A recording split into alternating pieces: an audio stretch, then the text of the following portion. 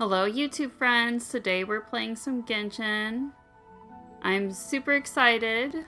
We're doing Lantern Rite, it's almost the Chinese New Year, which means it's Lantern Rite time. This is my favorite event, so I'm really excited. I haven't played Genshin in a while, I completely missed the last event. So I might be a little out of practice, especially if we do some combat. Ooh, look at the lanterns. I love looking at it every year. Love it. Never get tired of seeing that. So pretty. Such a good view, too. So yeah, let's get started. Gonna go to the main quest. But yeah, forgive me if I, suck at the controls. It's been a while. I've been playing other games. But I gotta come back for Lantern Rite, because I love Lantern Rite. Here!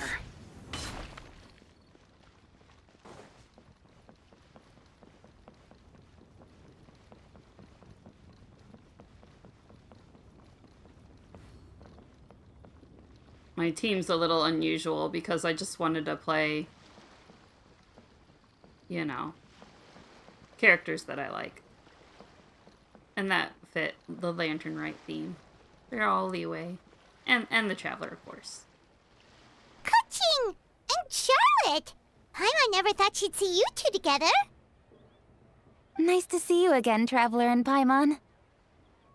Oh, we're not interrupting anything, are we? Not at all. I wasn't in the middle of an interview or anything. I was just asking Miss Kuching about purchasing a kite. A kite? Are you buying some regional specialties to bring back to Fontaine? Well, yes. And... It seems you haven't heard yet. The theme of this year's Lantern Rite is kites. Oh, so that's why Paimon has seen so many floating in the sky. Cool. Liyue Harbor is always changing, so it is only fitting that Lantern Rite should change in turn.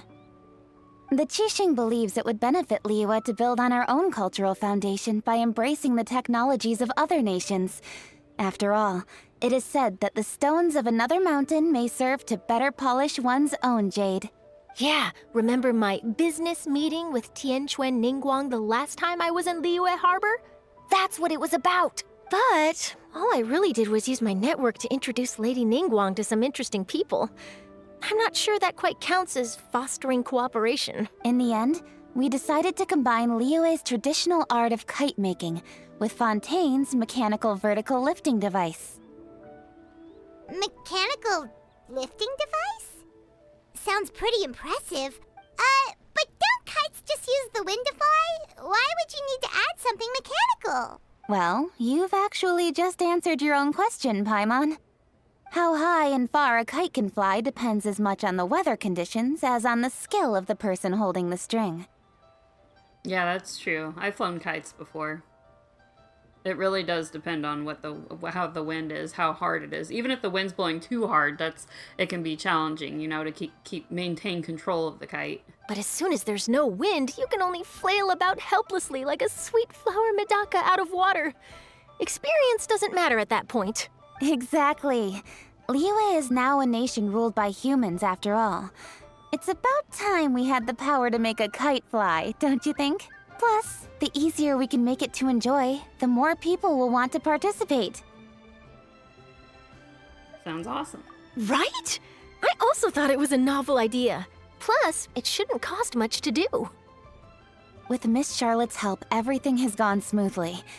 Our new mechanical kites are already available to purchase from a stall in the harbor. We're having trouble keeping up with demand. We also gave quite a bit of thought to the price. We didn't want it to be too much more expensive than a traditional kite. Cool! Turns out you two and Ningguang like playing with toys just as much as Paimon! Toys? They're not exactly toys. You see, Miss Kuching, that does seem to be everyone's first reaction.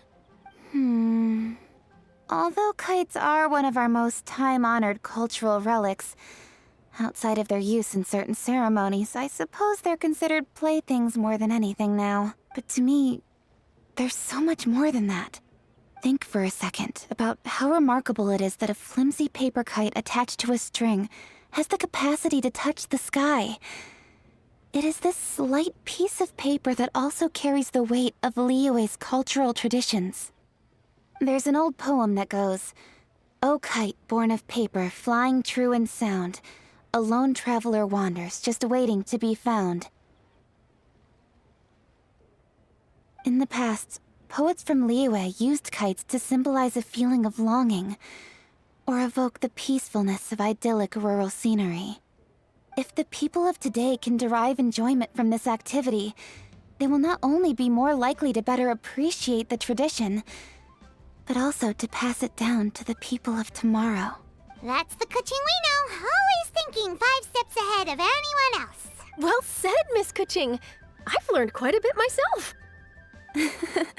As long as you're willing to listen, I'm happy to share. I also know quite a lot about the various folk traditions related to kites. For example, whenever a kite blew away, people would say it was the Adepti that summoned the wind to take it away as an offering. That way, you can turn an unfortunate event into an auspicious one. What about something more fun? Do you know anything like that? More fun? Let me think. Oh, I suppose we should first talk about how kites are made. It's another one of our precious forms of traditional craftsmanship. My grandfather told me that, back when he was a boy, children learned the art of kite making step by step from their elders. First, you use the thin strips of bamboo to construct the frame. Then, you draw a design of your choice on a piece of paper, paste it onto the frame, and tie on the string. Then, you look towards the sky and release the kite to soar among the clouds. Some people write down certain names or desires on their kites, cut the string, and let them fly free. Others may place particular thoughts or meaning into the design itself. Are certain designs associated with certain meanings? I'm gonna jot all of this down.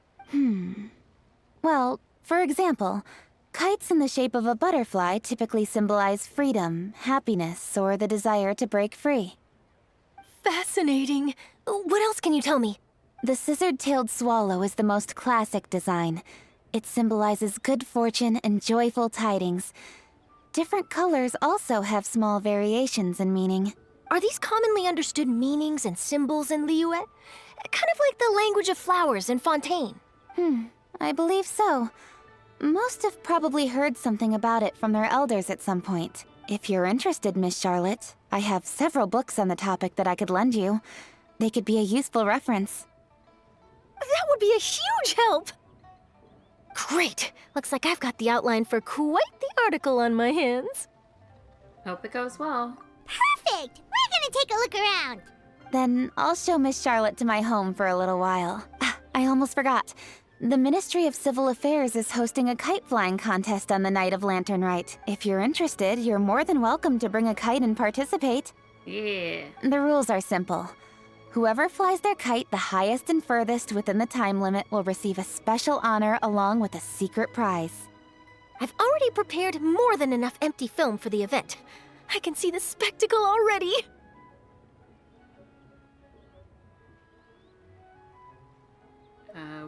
We've got it in the bag. Maybe tone it down a bit, Traveler. What if we don't win? It's better to keep a low profile until the competition starts. Then we'll give them a show they never saw coming. Oh, that secret prize is ours. I mean, she's pretty much just as confident as I am.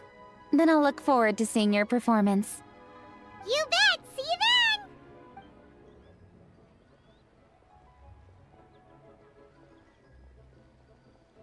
Wait, Traveler? Take a peek to your right. Do you see those 2 people lurking over there? Yeah, I see them. Is it just Paimon? Or were they staring at us the whole time we were talking to Kuching and Charlotte just now? They seem fishy.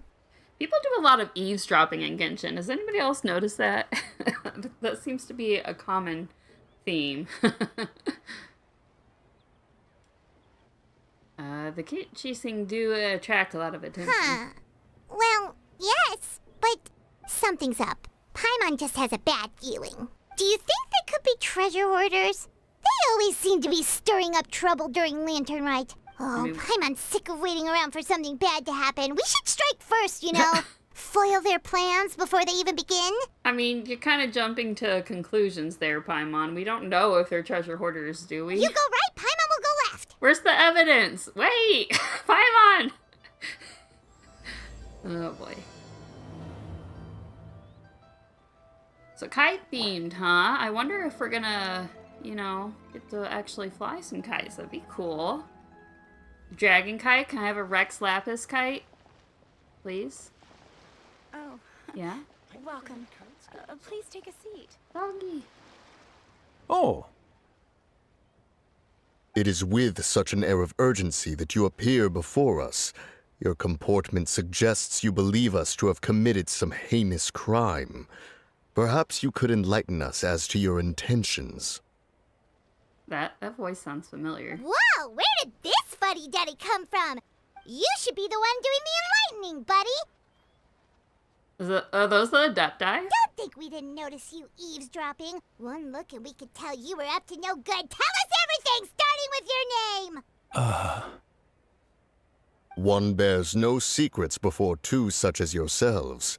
You stand in the presence of the mighty and illuminated Adeptus, Moon Carver. I knew it. I recognized the voice, yeah. So they all have humans. For the purpose of this foray into the mortal realm, however, you may address one as Hojong. Yeah. I mean, he kind of gives it away by the way he speaks. It's kind of funny. You kidding? That deer's got his head stuck so far up in the clouds, there's no way he'd humble himself down here with the rest of us. Paimon. you may want to hold your tongue, Paimon. For real. Don't think that Paimon is gonna believe you just because you know her name. Let Paimon guess. You're supposed to be Mountain Shaper, right? Indeed. Mooncarver and myself have descended upon the mortal realm for a visit. The two of you may call me Jiahu. Huh. Looks like you did your research. But in our experience, the harder you try to lead us on, the more likely it is that we've got a big fish on our hands. I mean, I guessed it before they even told us, Paimon. You can just tell by their voices and the way they speak. We'll go straight to the Millilith and have you arrested for impersonating a Adepti. Preposterous! Utterly preposterous! Perhaps you can prove it. Right. Tell us something that only an Adeptus would know. And it better not be some common knowledge that any person on the street could tell you. During the last Lantern Rite, we gathered at Mount Hulao with Rex Lapis and made use of Cloud Retainer's supreme cuisine machine to prepare bamboo shoot soup. Perhaps you have some recollection? Yeah. The flavor of that soup was more than enough to whet one's appetite. As such, Cloud Retainer assented to my use of the device beyond that singular occasion, providing other recipes to boot. Since then, one has dabbled in the pleasures of the culinary arts whenever time allows. Dabbled?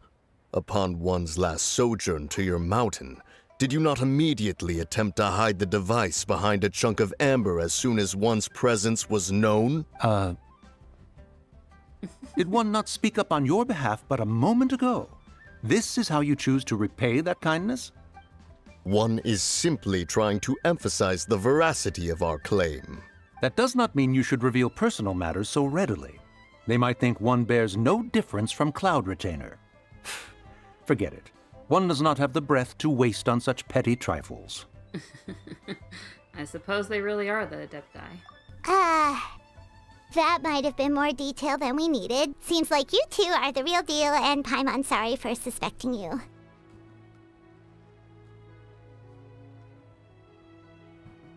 But, for beings as forgiving as yourselves, this is just water under the bridge, right? Take it as a compliment to the quality of your disguise. You indeed have an agile mind. Cloud Retainer was not mistaken in her high estimation of you. Paimon's still curious about something. It's just, Paimon can understand why Mountain Shaper is here, but why did you decide to come to the city, Mooncarver? It's not really your thing, is it?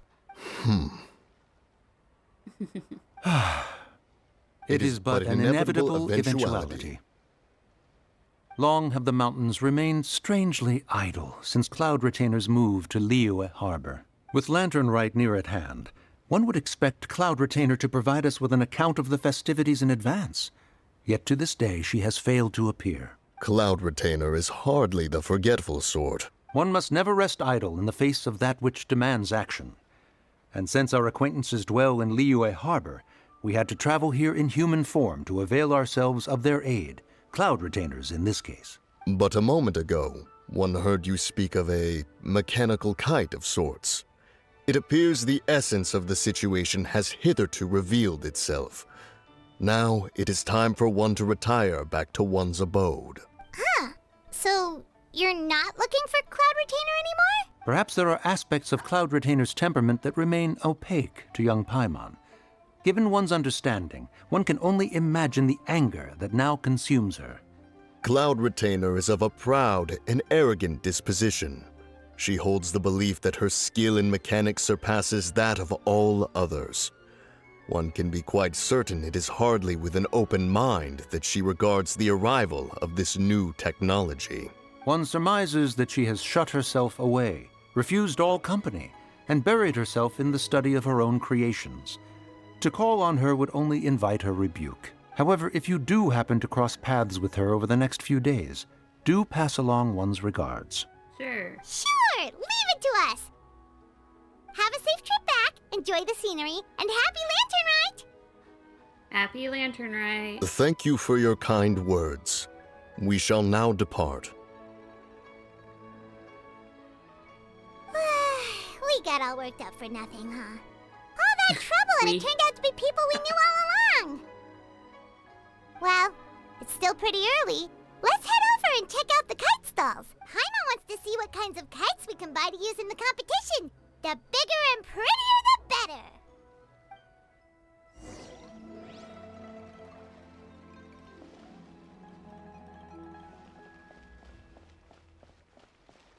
So cool. Lantern Rite. Yay.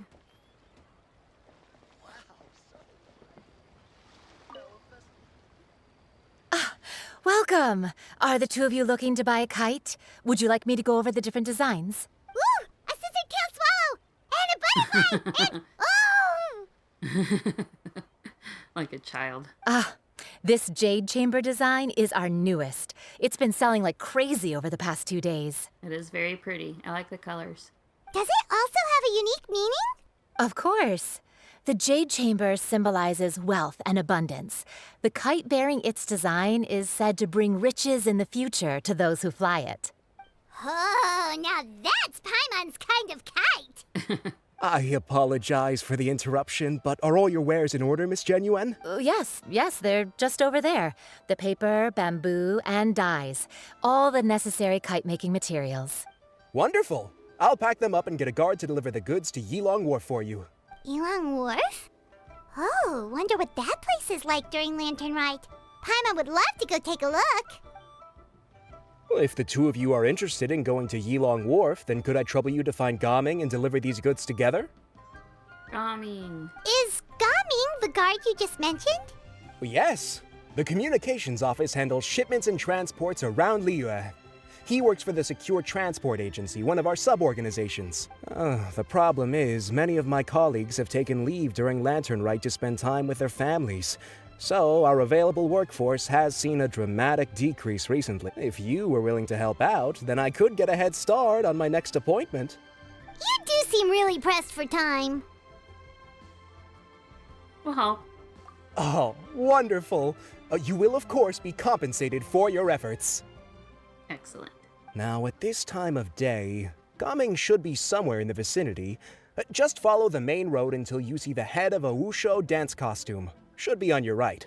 Be sure to come back if you'd like to buy a kite. I'll even give you a discount.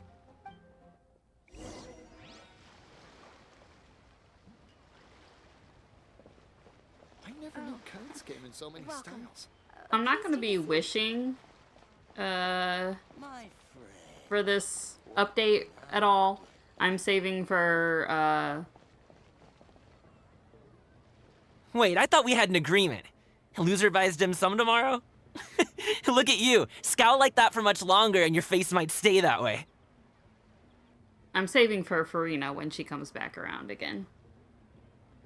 I know it's going to be a while, but I want to make sure I get her because I didn't get her last time and I was very sad.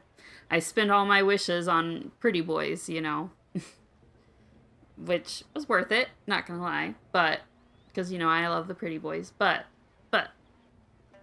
I want Farina too, so. I'm saving up for her, and then whatever the next pretty boy is going to be, I guess. The next 5-star pretty boy, anyway. But I am going to plan on using my free character ticket. I'm assuming, yeah, we are getting one, I remember from the live stream. I'm going to use it to get gaming, so. He will be added to the collection. Hey now, don't be upset. How about this? You extend the invitation, and I'll pay. There he is. He's got the devil. No way, Gaming. You're always the one picking up the tab. I'm not trying to be a sore loser. I just didn't expect you to come from behind to win like that. That was nothing. All in a day's work, friend. Perfect! Gaming is here! Sorry to interrupt, Gaming. We just spoke to a guy from the communications office who needs you to deliver some goods to Yilang Wharf. Oh, that must have been Longzhou. Looks like I've got work. Gotta go. Sure, go do your thing. Let's have a rematch when you get back. I won't let you win so easily next time.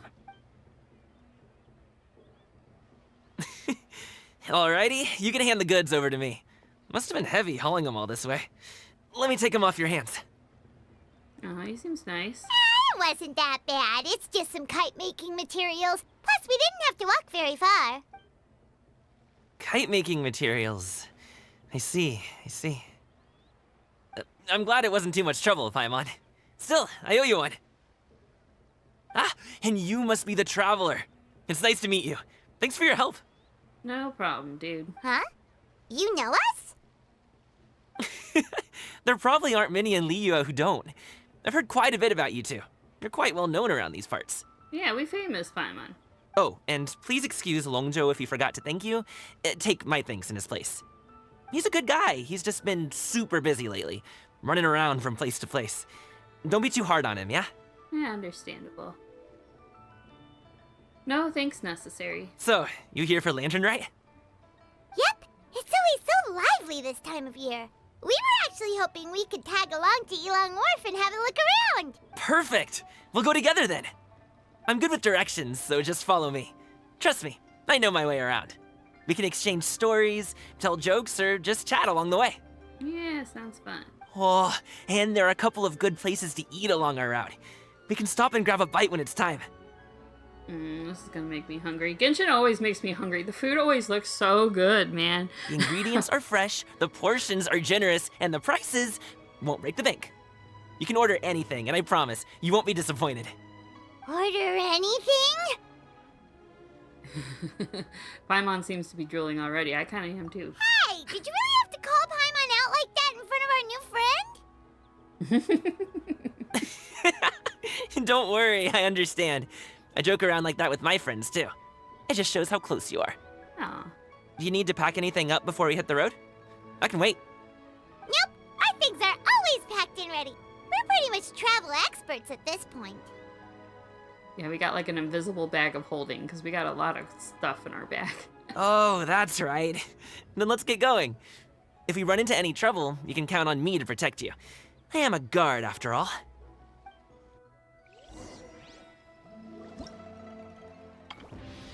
Ooh, fancy. Very pretty. Aww.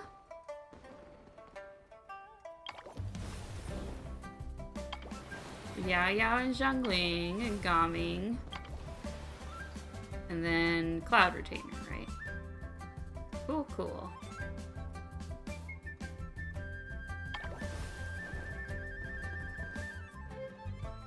Love that. Very cute.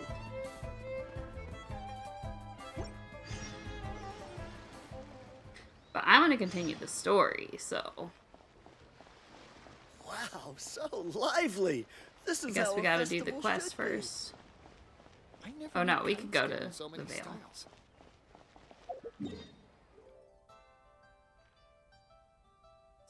Yeah, that's the new area. Ooh, I didn't even look at the map yet. That's awesome. It's big. Nice. Bigger than I was expecting, honestly. I had no idea. So. And we can just warp here, so that's nice. Yeah, let's do it. But yeah, first impressions of Gaming. He seems really cool. I like him. Like the design, like the personality. Awesome. Looking forward to this new area.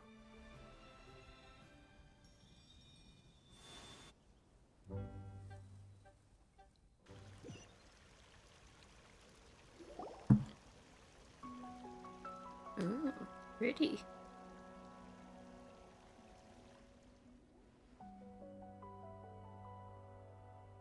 Looked like we had a bit of lag there. That's unusual. Welcome. One's name is Fujin, the local adeptus, and this is the tiny little teapot realm one calls home for now. Huh? We were still doing the delivery just now. How did we suddenly end up? I see. So the paper is used to make kites, yes? I can feel festive fortune emanating from you. I hope that this sudden invitation will not ruin the fun. Well, happy Lantern Rite. That said, Paimon's not sure this counts as an invitation. Huh? Were we the only ones brought here?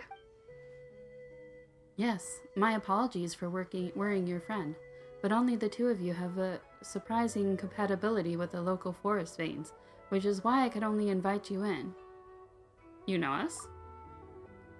Yes, your names were carried here by the fish that swim, and I have thus long anticipated your visit. It is a pity that it is now quite convenient, else I would have invited you to a tea-tasting banquet. Speaking of which, I am quite sorry, but I have a request to make of you. We've still got a delivery to make, though. Yeah, so Adeptus Fujin, could we trouble you to be quick? Thank you. I presume the two of you have heard the tea village of Qiaoying Vale.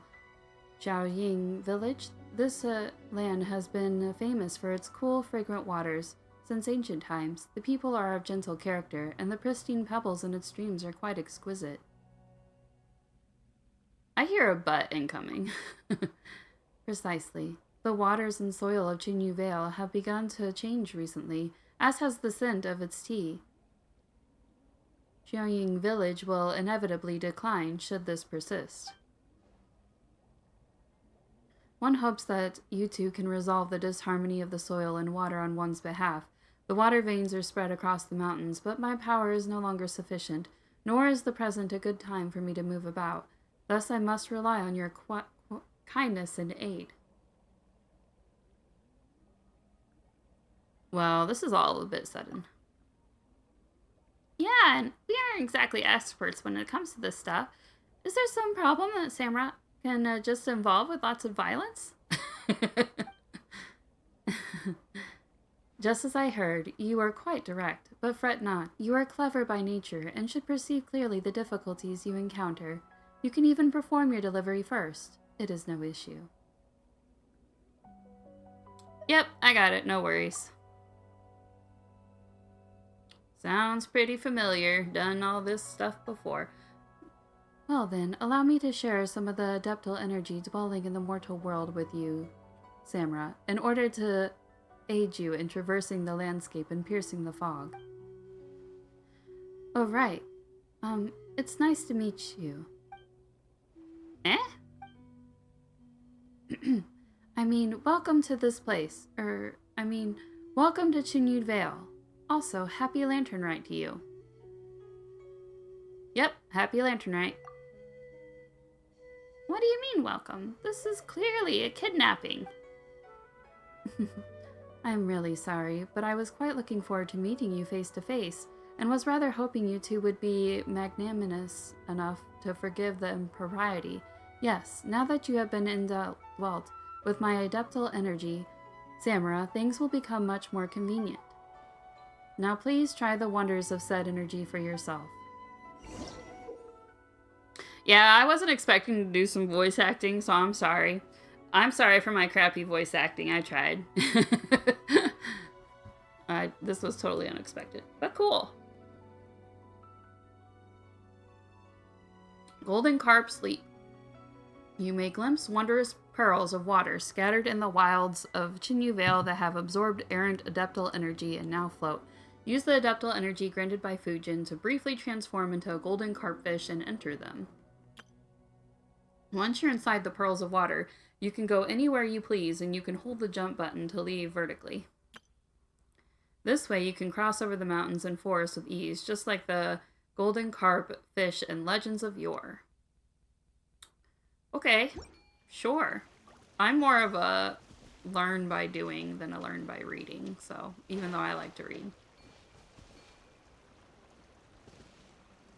So hopefully I can figure this out. Oh, okay. Ooh. I forgot something important. If you see a golden, can you hear me? Oh, you're back! Jeez, guys, where'd you go? One moment you were there, the next you disappeared. You scared the life out of me. Yeah. We're so sorry. We were just, it's kinda hard to explain. Fair enough. Well, the mountain road is pretty hazardous, and it's easy to get lost in the fog. So from here on out, stay close to me. Got it. Let's keep going. Aye, aye. Ooh. Look how pretty this is. Oh my gosh, so gorgeous. I have a feeling this is going to be like my favorite new area in Liyue, at least. So pretty. Oh my gosh. So scenic.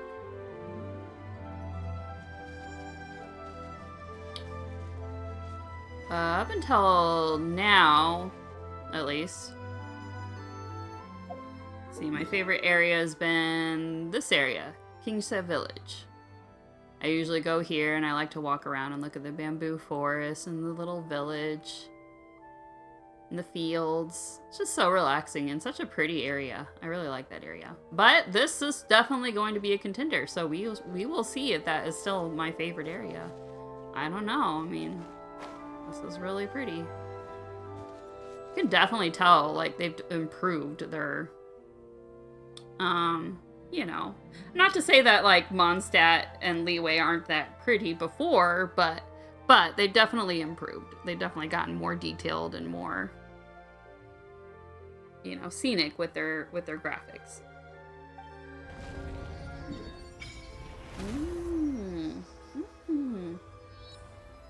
Very cool. Awesome. New little village to explore.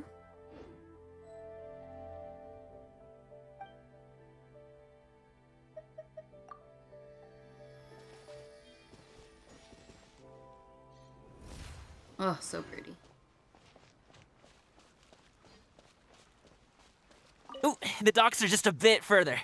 One step at a time. Hang in there.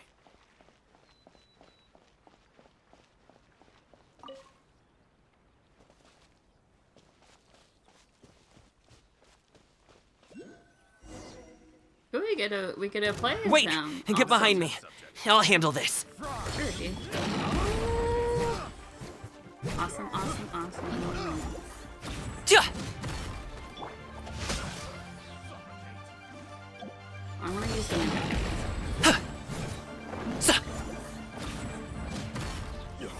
So he's a claymore. You know, I watched the live stream, I did, but I forget every time. Like, I forget what I saw, so.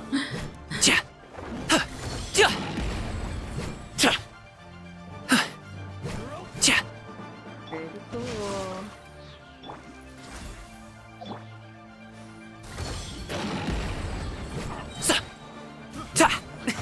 Many happy returns!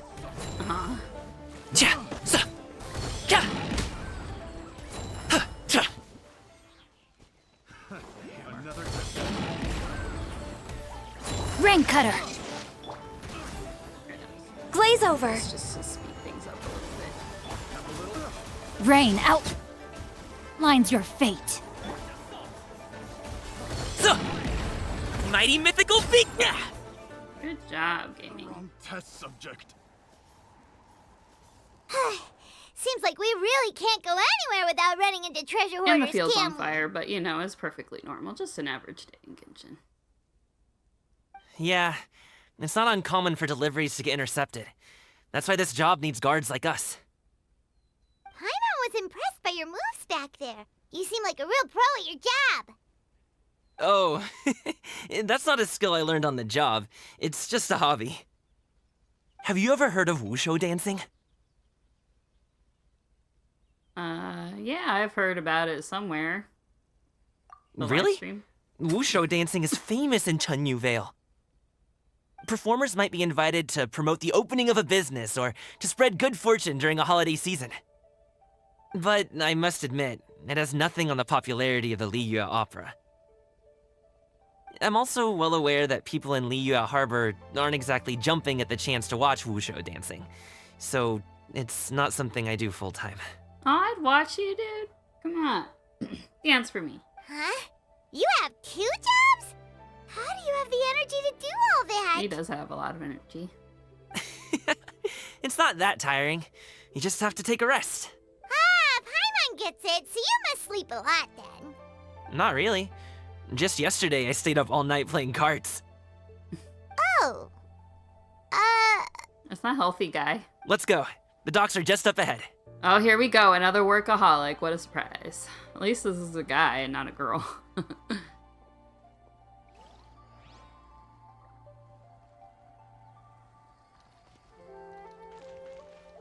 He's a tired brother instead of a tired mom. What is this? I have no idea what that does. Curious? I'm curious.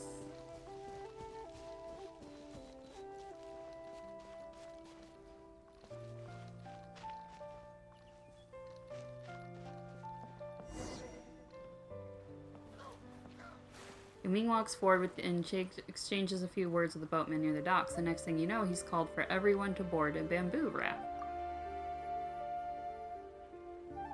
Oh, so pretty. Finally, we can rest. Oh, Ooh, cool. Paimon's shoulders are so stiff.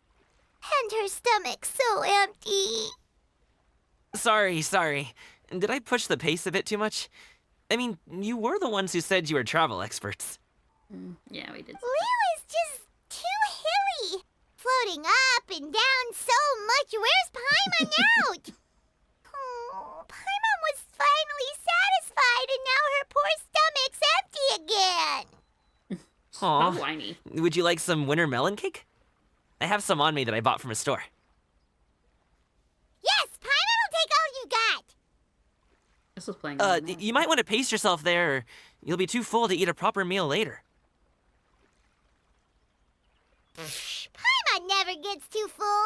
Just like you apparently never get tired, no matter how far you walk or how many jobs you work. Ah, I see. Then here you go, Paimon. And for you, Traveler. Enjoy! And here's some for you too, Uncle Wushou. Don't think I forgot about you, my friend. I'll just set it to the side here for you. Aw.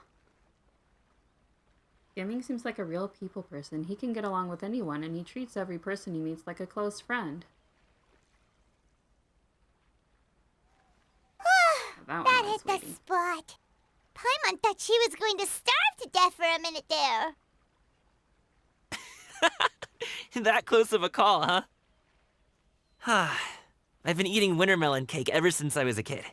You can buy them from all sorts of places, whether it's a small vendor on the side of the road or a big restaurant in the city.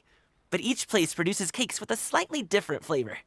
If you like these ones, I can give you the address of the shop I bought them from. I'll just have to check when we get back. Oh, all my jabbering must be making it difficult for you to enjoy the scenery in peace, huh? Don't be afraid to tell me to zip it for a little while, okay? Really, I won't be offended. I like your jabbering, dude.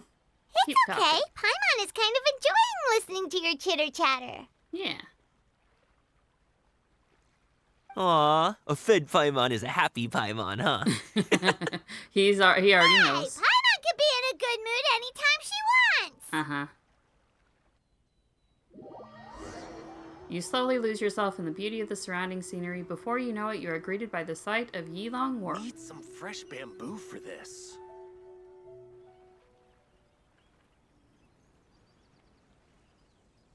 Woohoo! We're here! Don't forget your things, and watch your step as you get off the raft, or you're in for a swim.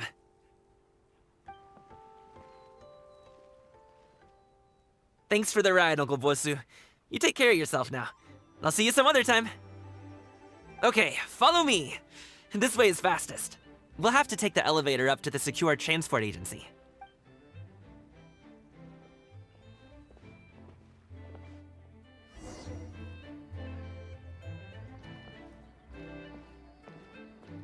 Oh, cool.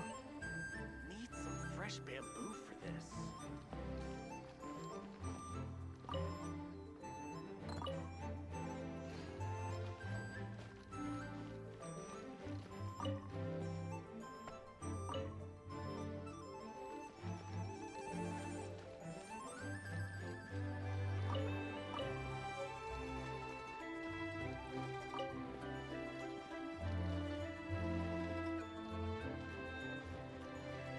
I said this before in my Baldur's Gate video, I'll say it again here. My controller makes a little squeaky noise sometimes with the analog stick, so if you hear like a squeaky wheel sound, that's my controller. But I got it covered up with a blanket, so hopefully it's not too bad. It wasn't too bad in the Baldur's Gate video anyway, so hopefully that's the same case here. Because I prefer playing with controller over keyboard, I'm sorry. It's just my personal preference.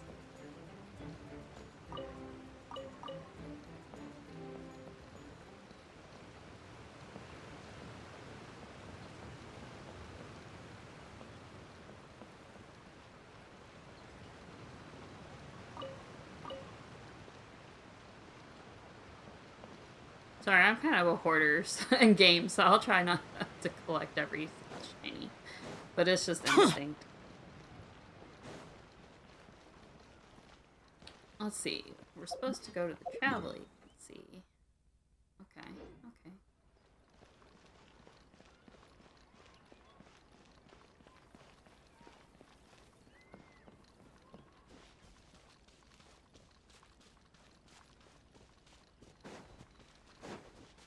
I think I'm going the right way. I'm kind of directionally challenged, so... But that's okay. We are exploring and looking at the pretty scenery as we go.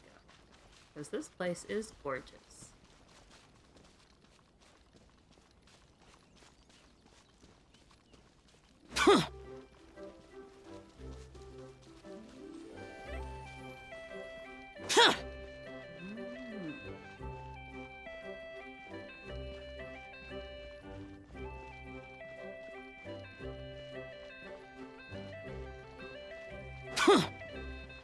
Oh, I said I wouldn't do it, but I'm doing it anyway. Where's the habit? I see shiny, I pick up shiny. This is so pretty, oh my goodness. Hey! Slow down. I'm begging ya. What is it? No one's gonna try any funny business when the street is this packed, right?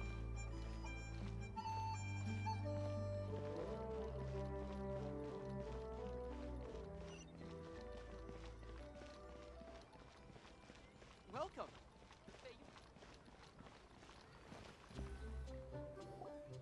Oh, well... how should I put it? Come on, spit it out! Do you see that group of people over there? Those are my relatives. Oh. Wow, you sure have a big family. Once they start buying things, they won't stop perusing till it gets dark. This is bad. They're your family, not your arch enemies. What's there to be afraid of? Unless... Oh, did you do something horrible to them? Their faces. This is great. No, it's not that. I'm just not that good at dealing with my family. Aw. It would be best if we could steer clear of them. Is he embarrassed? He's probably just embarrassed. I'll explain more when we have the chance, but right now, we've got a job to do. Or maybe there's a story there. Maybe it's more than just that. We'll see. Then we'll just have to sneak past them. Oh no. Oh no. The left side looks pretty packed. Let's go straight. Oh no. I'm Slow and steady wins the race. okay.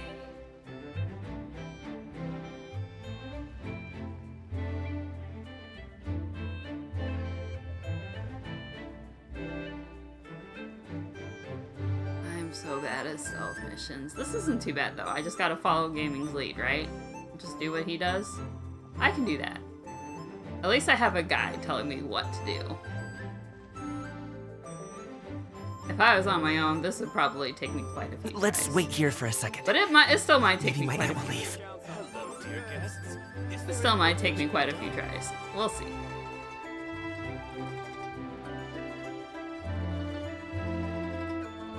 That's kind of fun though, something different. She's gone. Let's go.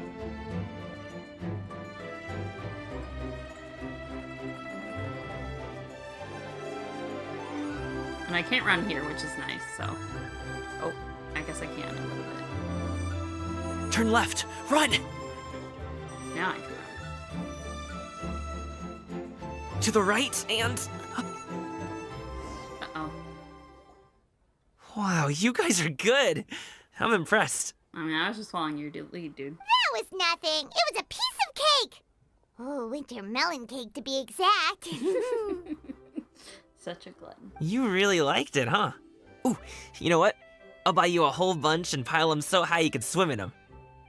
As long as you don't wind up drowning, Paimon. Hey, Uncle Jirgwe.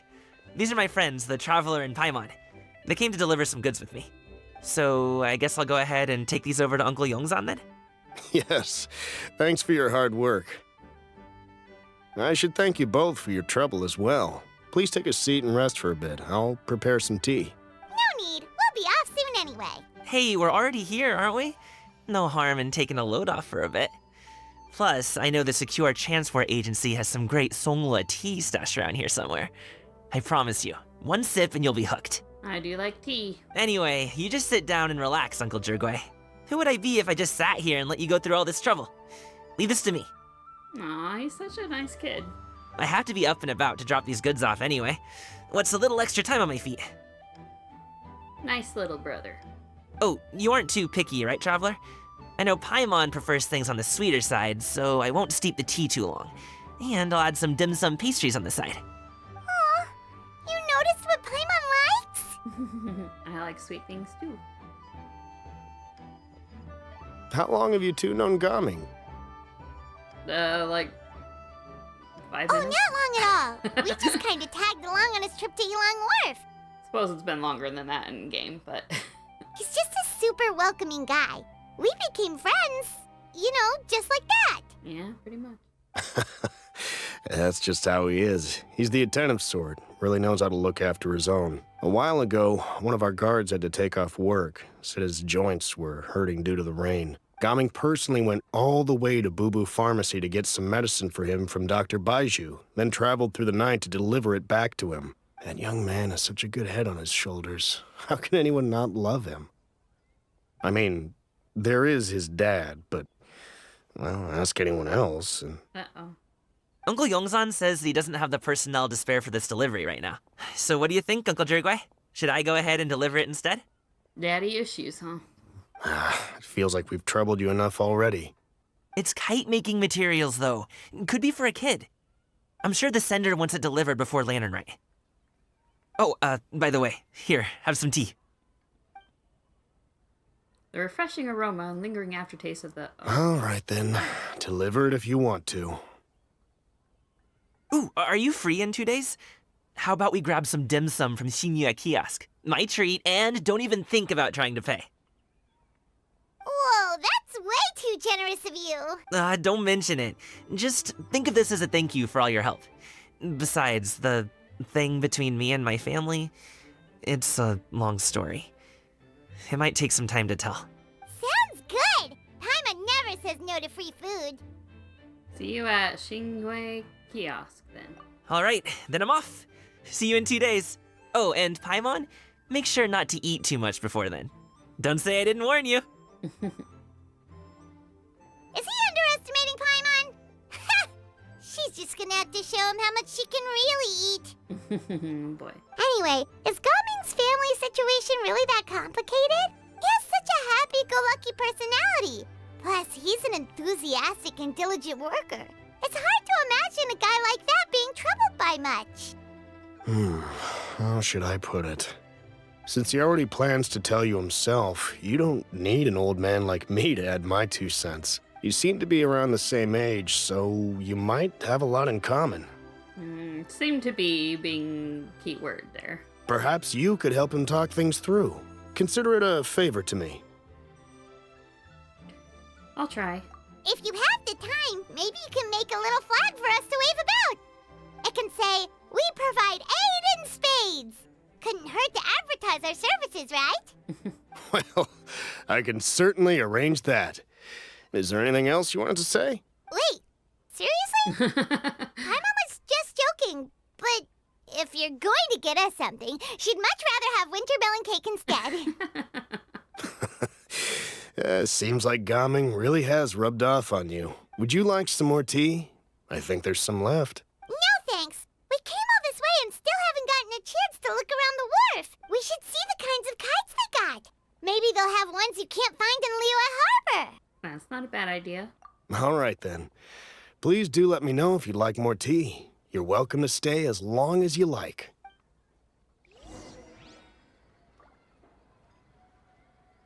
Uncle was pretty friendly, too.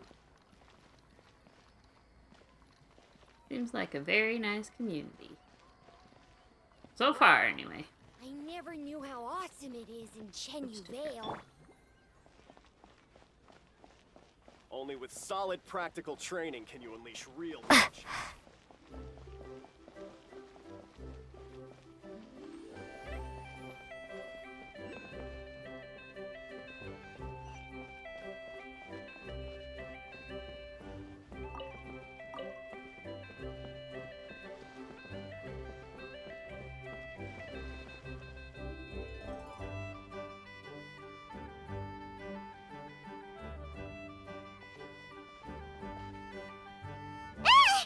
What are you doing here? The way you speak, one might have presumed you were displeased to be in one's presence. Greetings, Xianyun. Cloud Retainer, one of the mighty and illuminated adepti who has long lived up atop Mount Qiaoying, now walks amongst the mortars under the name Xianyun. Must have missed her in like a story quest or something. I'm way behind, by the way, on like my story quests and stuff. The character Take quests, note, whatever you Paimon. call them. You could learn a thing or two about how to respect your elders. Ugh, starting on the elder stuff already, huh? Shouldn't you be back in your cave tinkering away at some kite-related thingamabob or something? What brings you out here? And what's with that huge box next to you? Ah! Paimon gets it. You're here to do some shopping, aren't you? And what of it? The Qixing's decision to integrate Fontanian technology into said kite-flying competition is of no consequence to oneself. Did you expect one to willfully compete against the whimsical trends of worldly sentiment, or perhaps even fall to petty sulking over such? It's not that we think those things exactly. That's just what Mountain Shaper and Mooncarver told us, or Tia something and Ho... Paimon can't be bothered to remember what their aliases were called. Yeah, I'm bad with names too. Anyway, they went to Liyue Harbor to look for you. They even asked us to pass along their regards if we ran into you. Oh, huh.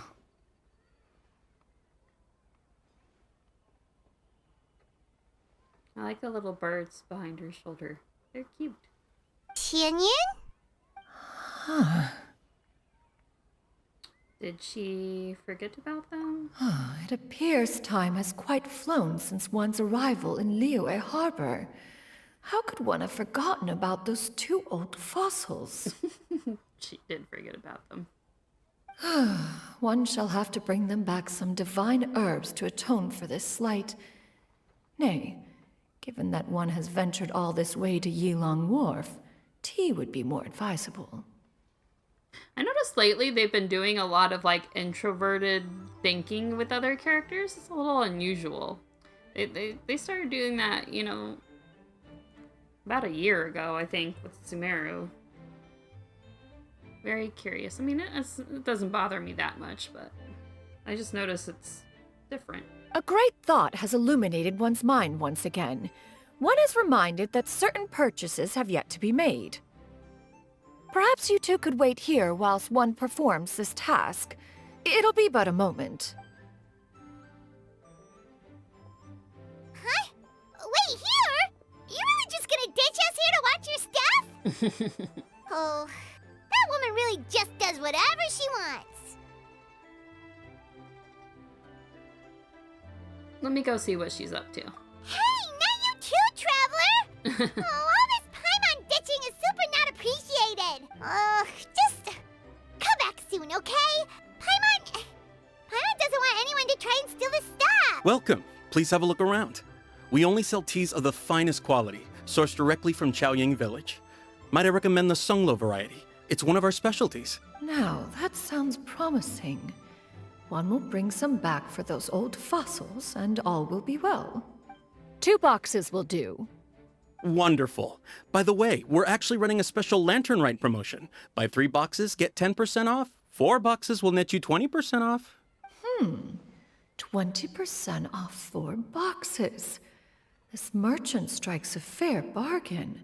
One might as well give some to Morax and Ping, too.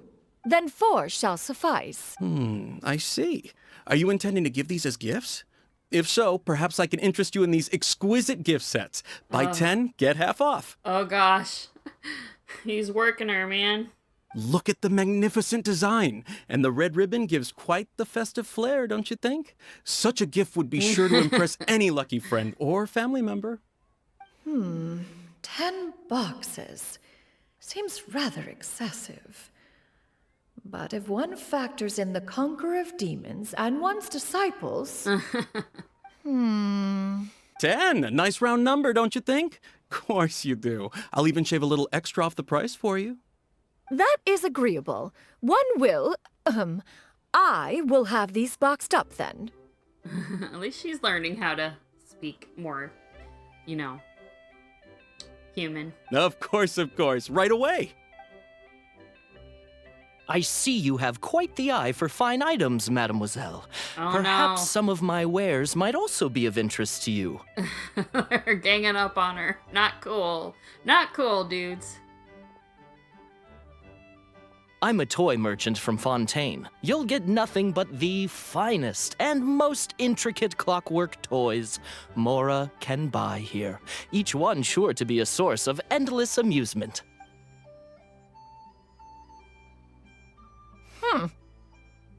Perhaps you could enlighten me then. When should said amusement be derived? Well, that is, of course, best understood by playing with them yourself. If you could wait just a moment, I can bring one out and give you a demonstration.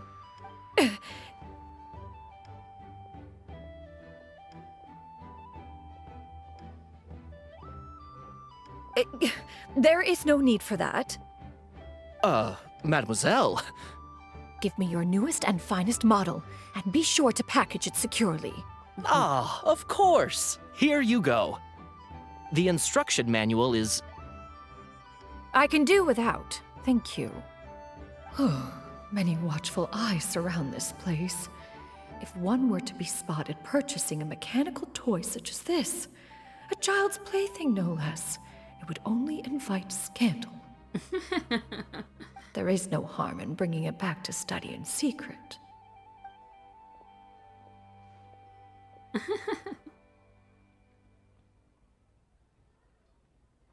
I should head back before Xianyun notices.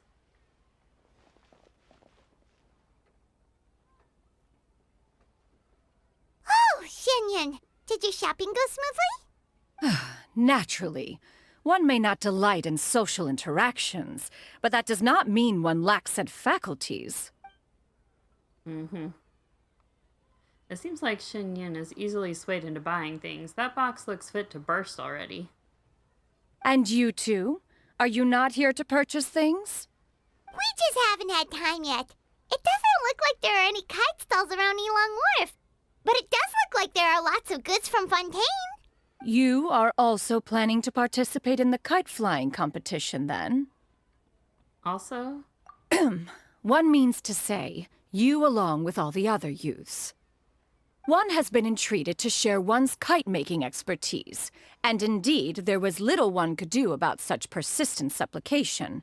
One moment energetic and earnest, and dejected the next. One had no choice but to acquiesce to these requests, and thus, one will be organizing a kite-making workshop to provide personal instruction in this art form. Oh, who will be participating then? Shuyu, Shenhe, Ganyu, and Yayo. Cool. Wow, that's quite a few people. Also, this is all pretty well, Xianyun, but it's not like you have to make your own kite to participate in the competition. You can just buy one ready-made and call it a day. Ha! You speak of those equipped with the mechanical lifting device, do you not? 'Tis nothing but a crude piece of mortal machinery. The mechanism that one has developed was the fruit of millennia of meticulous study. Let us not speak of the source of the mechanism's power, but rather its structure. It is composed of materials as light as bamboo and as strong as iron. This composition grants it the lightness of weight to ascend into the sky and the durability to follow the wind for many a mile. It is built with a series of intersecting rods that... Never mind. It is unlikely the two of you will understand, even should one expend the effort to explain. One is better off saving one's breath. I mean, I was following along. I'm not stupid. It sure seems like you want to talk about it, though. So, will you be attending the workshop or not? Huh? Wait, you've been trying to invite us this entire time? Seems interesting. All right then. No need to prepare the materials in any case. One has it all sorted. Arrive at Mount Outsong in 2 days. I shall be expecting you around midday. Are you leaving? Don't you want a guard to help you with that big box of yours? Surely you jest. One goes as one pleases. For what reason would one need to rely on another?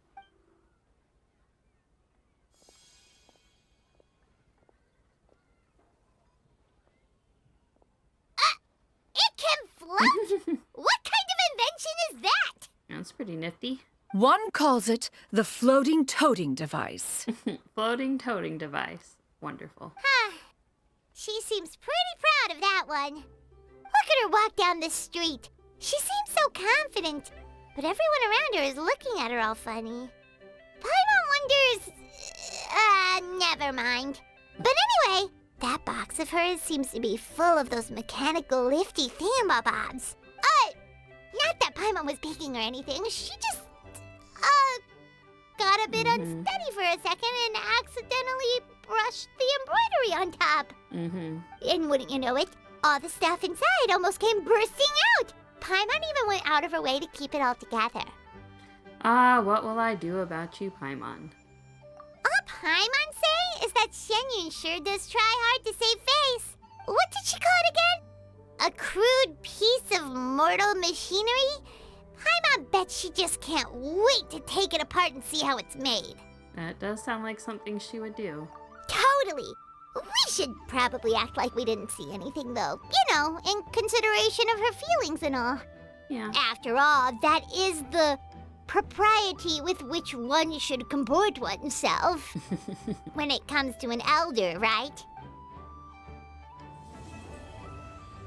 Yay, we finished the part 1. Awesome. Paimon has never had dim sum at Xianyun kiosk before, but it should be quite the feast for sure.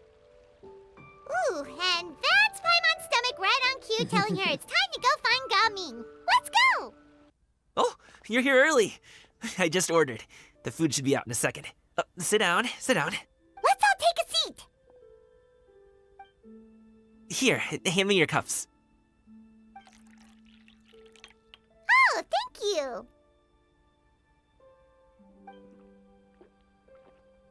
Wait, you weren't supposed to drink that, Paimon. Ugh. That was for you to rinse your utensils. That's a thing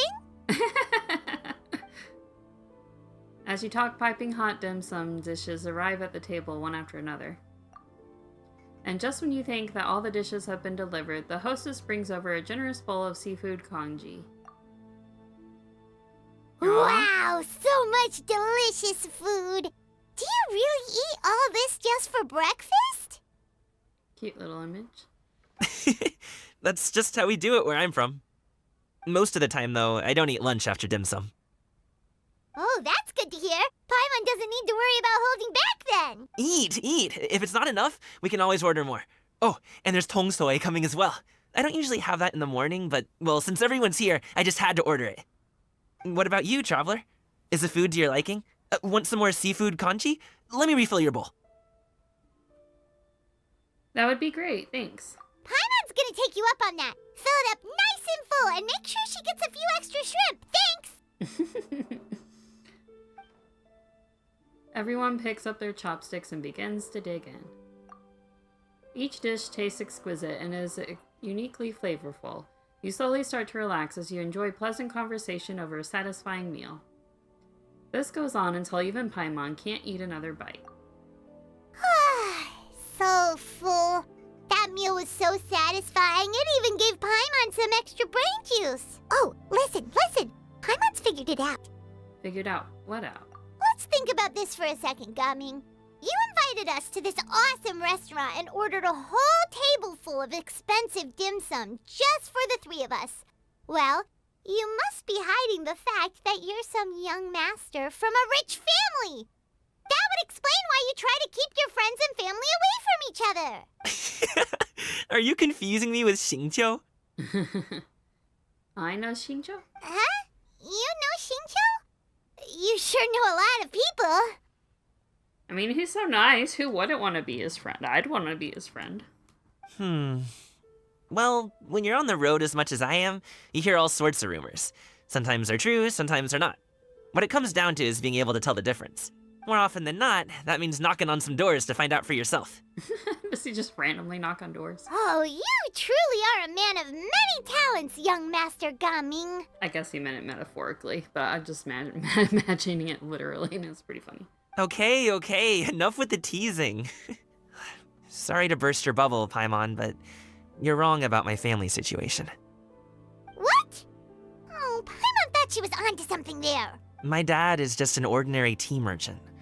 Small-scale stuff, you know? It wouldn't even make sense to mention his business in the same breath as the Xianyun Commerce Guild. My dad... he always wanted me to inherit the family business, to be a merchant like him. But that's just not who I am. It's not who I ever wanted to be. Gaming always seems so happy and carefree. This is the most serious I've ever seen him. This topic must be very important to him. Have you ever talked to him about it? You know, about your interests and aspirations and stuff.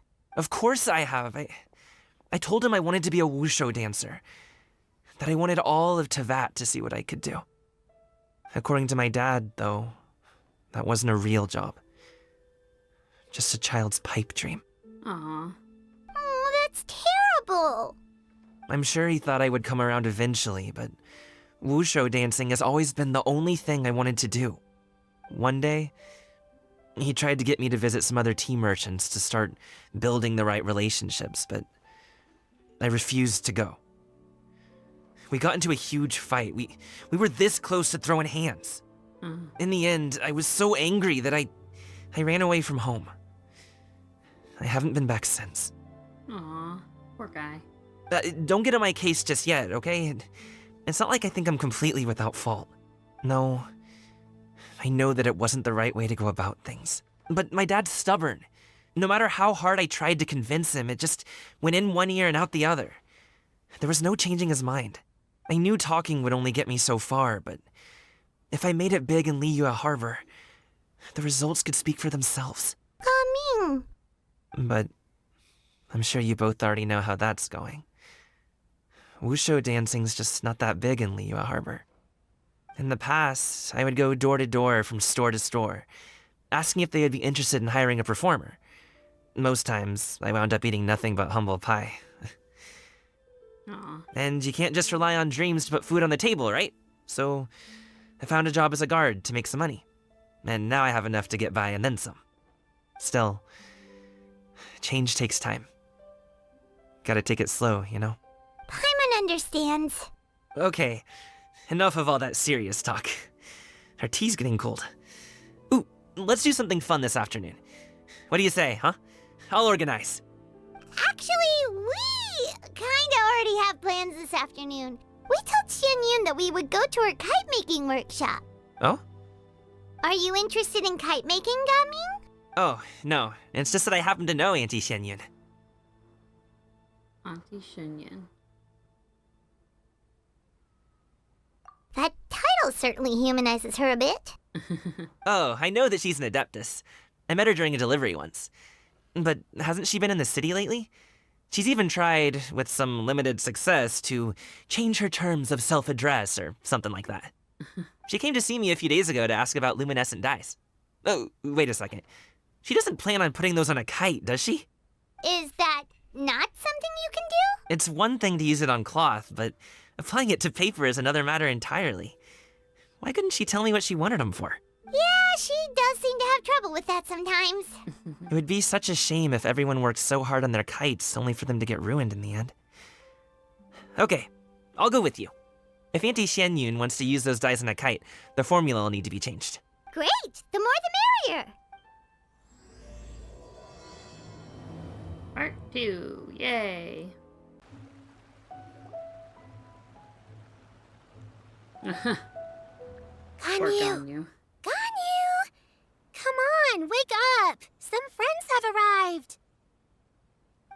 Hello, friends. Aw.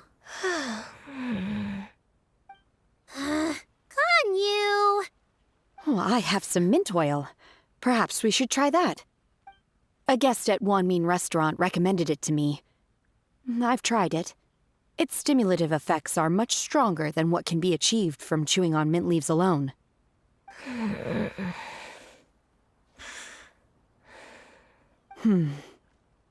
Apologies in advance.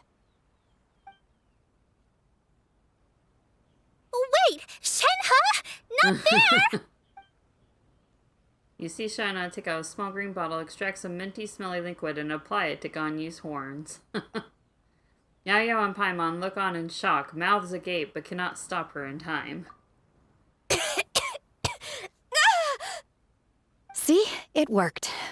She's awake. Are you okay, Ganyu? Do you need some water? Or maybe something to eat? I'm fine. I just feel chilly all over.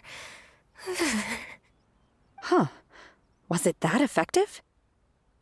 Chilly, huh? Master always says a cool head leads to a calm heart. So, does this mean that heat's what we need to help you, Ganyu?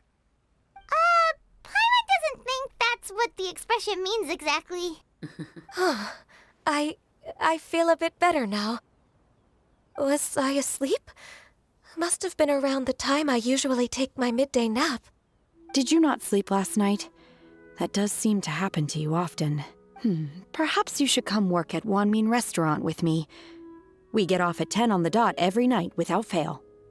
I could never. I'm sorry. I seem to have missed your name. You are... Me? My name is Gaming. I work as a guard for the Secure Transport Agency. Gaming. The name sounds familiar. I believe I've heard your name mentioned around the Ministry of Civil Affairs. People tell me you're an extremely enthusiastic worker, and you are very generous with your help. Well, you know me. Or, I guess you don't. Aw, he's being kind of shy. My name is Ganyu. This is Shenhe, and this is Xiao. It's an honor to finally meet you all. Oh, you must be here for Auntie Xianyun's kite-making workshop, right? Yes. I have neither made nor flown a kite before. As long as Master is willing to teach, I am willing to learn. Shenhe is so precious. I love her. Me too! I want to participate in the kite flying competition with my best friend! So is Xiao. Plus, it's more meaningful if you make the kite yourself, right? Your best friend didn't come with you? Well, Chi-Chi's been super busy helping Dr. Baiju lately. I'll meet up with her later and give her a huge surprise. Oh, I also brought bandages and ointment with me today. It's easy to cut yourself when working with bamboo, so I thought I should come prepared. Wow, you're really thoughtful. As for myself, I'm afraid I lack some of my companion's enthusiasm. I was originally planning to buy a ready-made kite and just enjoy the festive city atmosphere with everyone. But Cloud Retainer is always going out of her way to look after her juniors, wanting us to have the best there is. She always puts us before herself. It was so thoughtful of her to arrange this workshop, so I simply couldn't let such consideration go to waste. My motivation for being here might be a little different, yes, but I'm ready to put in just as much effort as everyone else. Well, we're all here, but where the heck is Xianyun? Shouldn't she be here by now? Who is it that speaks of oneself in such an ill-tempered tone? Oh, come on! You clearly heard Paimon! Master stopped to buy grilled tigerfish to share with everyone. Come get it while it's still warm.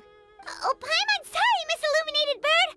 Paimon always knew you were the smartest, coolest, and prettiest adeptus. Someone as wonderful as you is sure to have brought enough for Paimon as well, right? Cloud Retainer sets down her bags while Xianyun hands out the grilled fish. As everyone begins to talk, lively conversation fills the usually tranquil environment of Mount Aosing. So delicious. Paimon's life is complete. It appears that we've ended up with quite a few participants indeed. Go ahead and divide yourselves into small groups. The materials are over here. The regular dyes and luminescent ones have been clearly marked. Use them as you see fit. As for how to make the kite, one assumes you all made sure to listen to the instructions one provided while we were eating. Yes? Are there any questions? Paimon may have focused a little too hard on the eating and less on the listening. I'll be the one making it anyway. Paimon knew she could count on you, Traveler. One will wait under this tree and avail oneself of the cool air while one digests. Do not hesitate to seek one's company if you have any trouble, questions, or simply want to chat. We're not in any hurry to get started. Why don't we go see what the others are up to? Sure. Hi, Gumming. Xianyun. Hey, Gaming! Want to team up? Huh? But I have to participate? I thought I'd be done for the day after adjusting the dye formula. You're that unenthused by kite making, huh? That doesn't seem like you. No, it's not that. It's just... it would take too long to explain. I guess I'll just make one then. What shape should we go with? How about a butterfly? The butterfly symbolizes the desire for freedom. Perhaps that's also what Gaming's searching for. I mean, yeah, he wants freedom to, be able to do what he loves without, his father judging him or questioning him and trying to push him in another direction. Makes sense. What do you think, Xianyun? Is there a particular design you want? I want a swanee! That might be a little hard to pull off. True, but I still want to try. They're super cute. Okay, it's decided then. Look at that random frog trying to hop out on the side.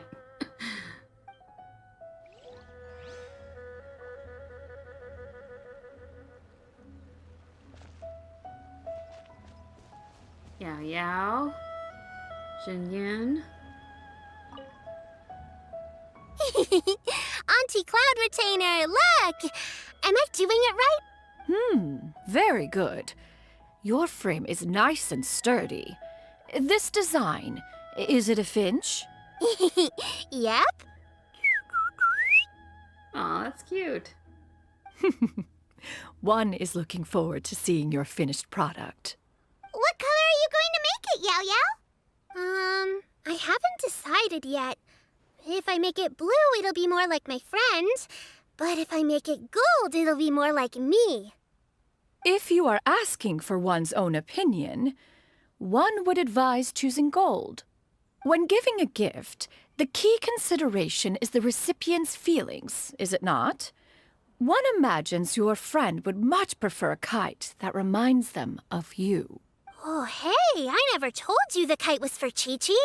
How did you know? With age comes wisdom, child. One simply has a way of knowing things. Aw, she's making a kite for Chi-Chi. Oh, cool. Thanks, Auntie Cloud Retainer. So cute. I'm gonna start painting it gold right now. Good. One will watch. You two seem strangely unoccupied. One was under the impression that one was supposed to be doing the relaxing. Is your kite finished? Oh, we actually haven't started yet, but we're going to start, right now.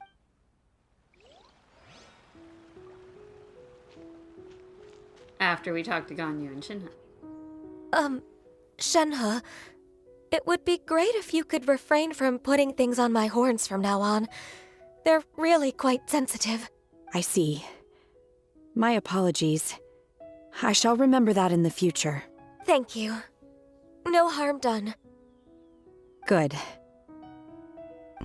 Could I touch them just once more, though? No oil or anything this time. I've just always wondered what Miss Ganyu's horns feel like. I kind of want to touch him too. Huh? Please, I told you. Just call me Ganyu. Well, all right.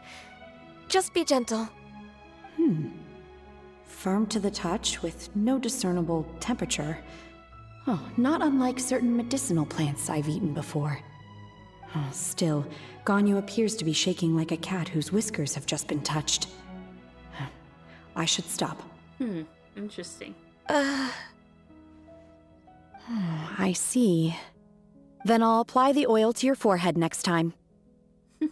Oh, no need. I'll just refrain from taking afternoon naps outdoors.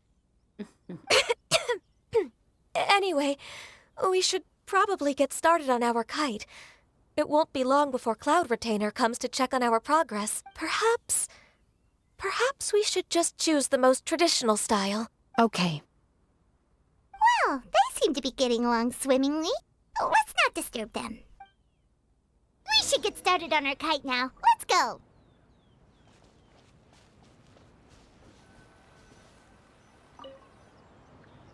First, we have to decide on the shape. Hey, what are you laughing at? The obvious answer is to make a Paimon-shaped kite. I was actually thinking that. I was like, what if we do a Paimon kite? Oh, that's not a completely crazy idea. Though I'd prefer a, dragon or Rex Lapis kite, but Paimon's acceptable too. If nothing else, a Paimon-shaped kite could at least make sure you never get lost on your travels and always find the tastiest food and funnest things to do wherever you go. Aw. Maybe we're not exercising enough artistic license.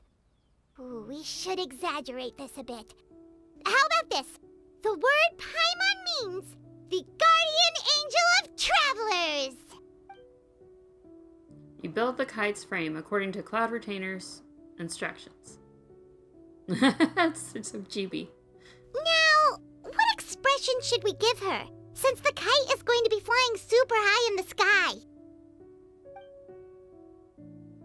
She should look pleased with herself. She should look afraid. She should look guilty about something. I want a happy one, so. Ooh, like this? Ooh! The title of Champion Kite Flyer is mine! Yep, that's the one. Now that we've decided, let's make it happen!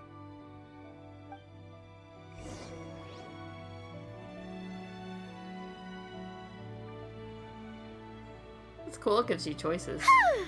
It's done! Paimon has to say. Kite Paimon might even rival real Paimon in terms of cuteness. Now we just have to attach the string, right? All right, gather around, everyone. Oh, Xianyun's calling us!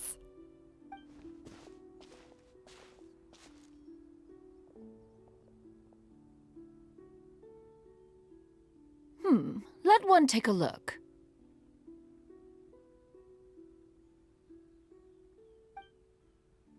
Wow! Shenhe made a scissor-tailed swallow. It's so pretty. Aw. They're all nice. Everyone did a good job. Yep. The coloring makes it look a lot like Master. If the tail wasn't split in two like that, it might even be a spitting image. If you look closely, there are a few spots where the colors go outside the lines. Did you doze off while painting it, Ganyu? I did the painting. I stared at the paper for quite some time, but I simply could not recall the coloring of any bird. Except Master. Or should I say that I'm too familiar with her crane form? Even when she stands before us in human form, all I can see is blue and white. Oh, well, now that you mention it, Paimon can see it too. Exactly. So I simply closed my eyes and painted from memory. No way. You can paint with your eyes closed? Wow, the disciples of Adepti really are something. You are most filial, Shenhe. One is flattered by the likeness. The Swanee that Gaming and Shuyu made looks very majestic. I'm sure it'll look even more impressive as it soars through the sky. The eyes and ears glow in the dark, so you're sure to see it at night. Your golden finch is cute too, Yao Yao. It's all thanks to Auntie Cloud Retainer's guidance. What about your kite, Traveler?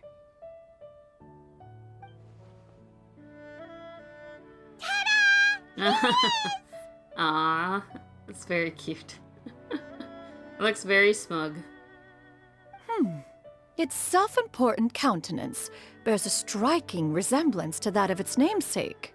It makes her look like she's already won the competition. Well, that's gonna happen one way or another.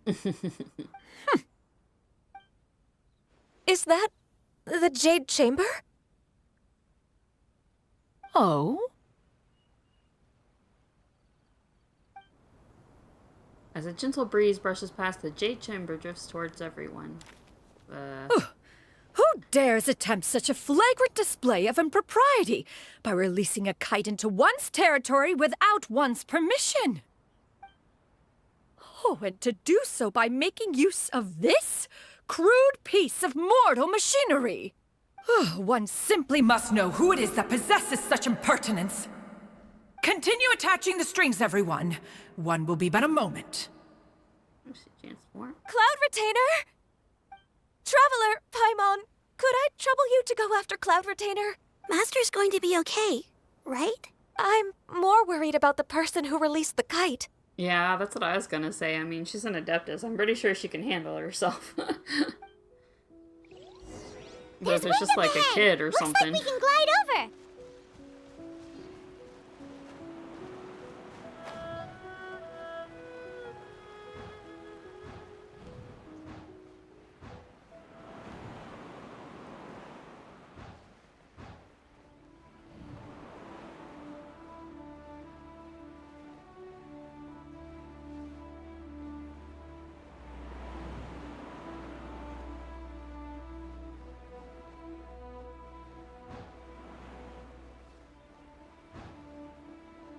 It's right there!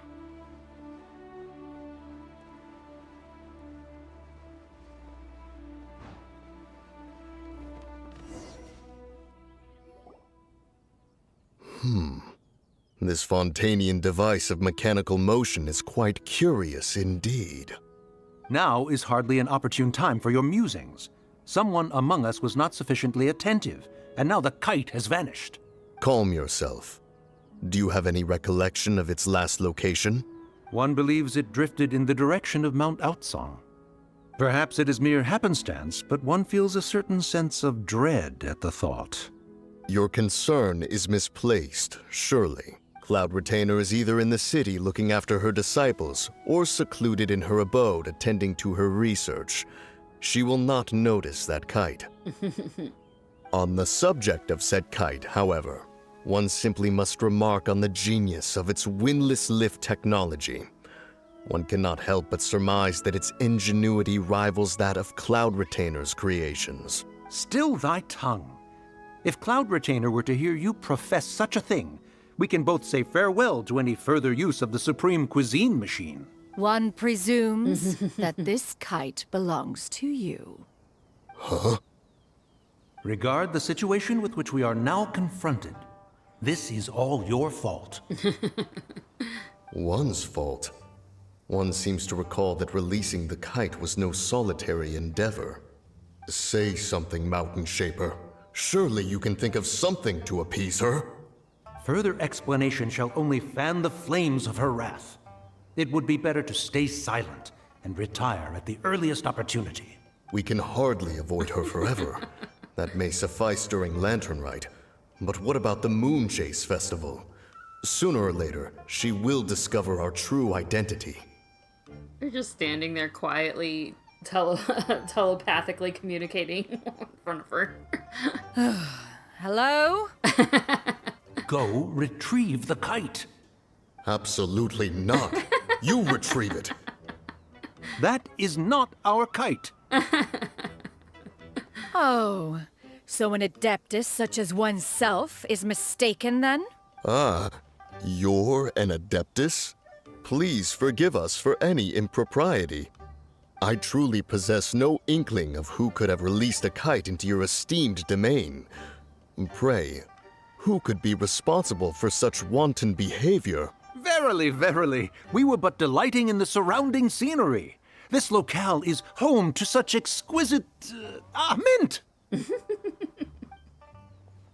Well, and if that's all, then we'll just be on our way. We finally caught up. You sure do fly fast in your illuminated bird form, Xianyun. Mooncarver? Mountain Shaper? What are you doing here?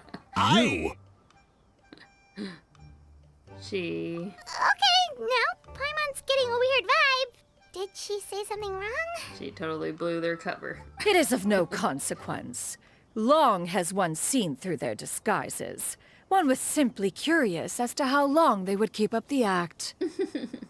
Then you are not angry? How could one feel anger at the sight of two old friends enjoying themselves? One is also well aware of how enticing these city novelties can be. We were simply consumed by a fit of festive spirit. Seldom do we get the opportunity to partake in the delights of the times. However, we are far from being as adept as you in matters that require a deftness of hand. No worthy kite could be born of our own making. Thus, we could only take the convenient route, so to speak. Your prowess in mechanics is unparalleled, Cloud Retainer. You wield the wind and waves themselves. Your singular talent stands unmatched across the land.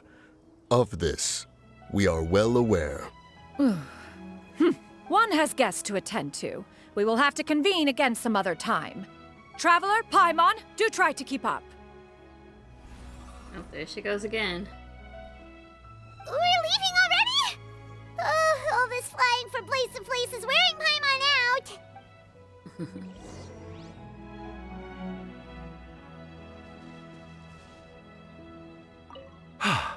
It seems that one's concern was misplaced after all. Then, should we continue flying the kite?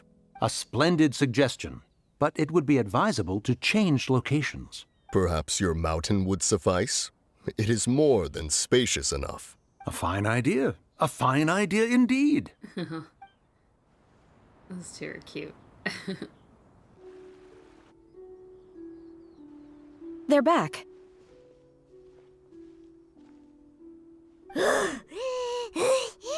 Paimon's pooped. Hi.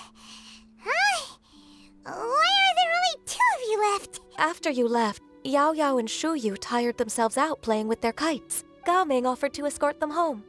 Oh. Before he left, he said something that I don't quite understand. Oh? What did he say?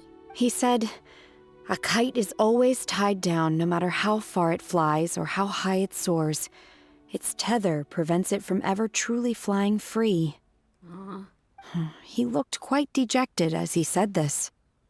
Now that you mention it, Gaoming did seem to have a rather strange attitude towards kites.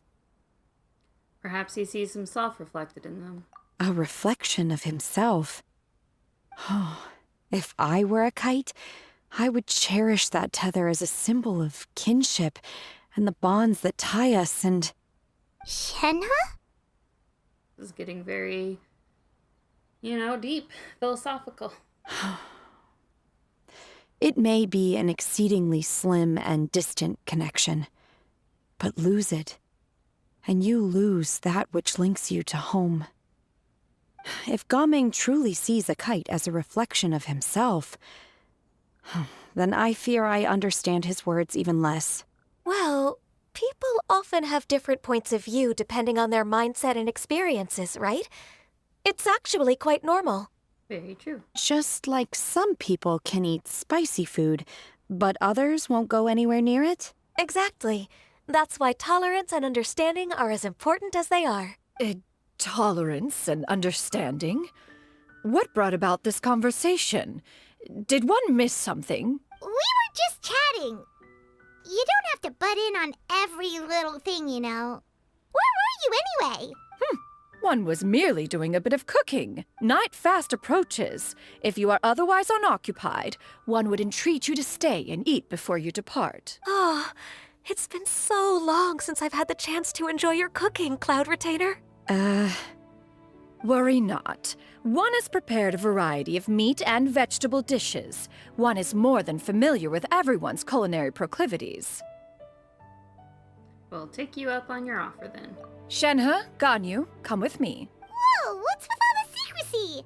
You're not trying to play favorites, are you? If you're ready to serve the food, we can help too. You wait outside Cloud Retainer's abode for a few moments. This is... Aw, their new outfits.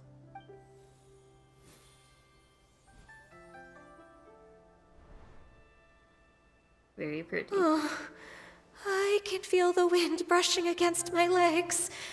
This is a bit embarrassing. Aw. Is the headpiece secure? I should have asked Cloud Retainer to check before I stepped outside.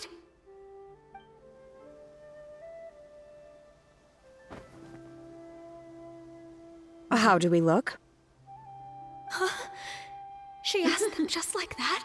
You look great. You look pretty too, Ganyu! Oh, how should Paimon put it? You both look so elegant and refined! Those outfits really suit you both. They do. Given that one employed the services of the best tailor in all of Liyue, one would expect nothing less. What colors have you been partial to lately, Shenhe and Ganyu? Lately? Why is Cloud Retainer suddenly asking about what colors we like? I like black. One is gratified to see one's disciple has inherited one's own tastes. The color black doesn't get dirty easily. A virtue I've come to value recently. And you, Ganyu?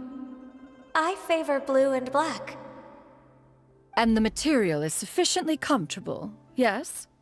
Yes, very. I simply cannot thank you enough, Cloud Retainer, for this gift, and the kite, too. Thank you, Master. One is content, as long as you are pleased with the gift. One hopes these garments will see much use. You sit down and enjoy a table full of delicious food and pleasant company. Seems like your supreme cuisine machine is just getting better and better, Xianyun! This golden crab's particularly good.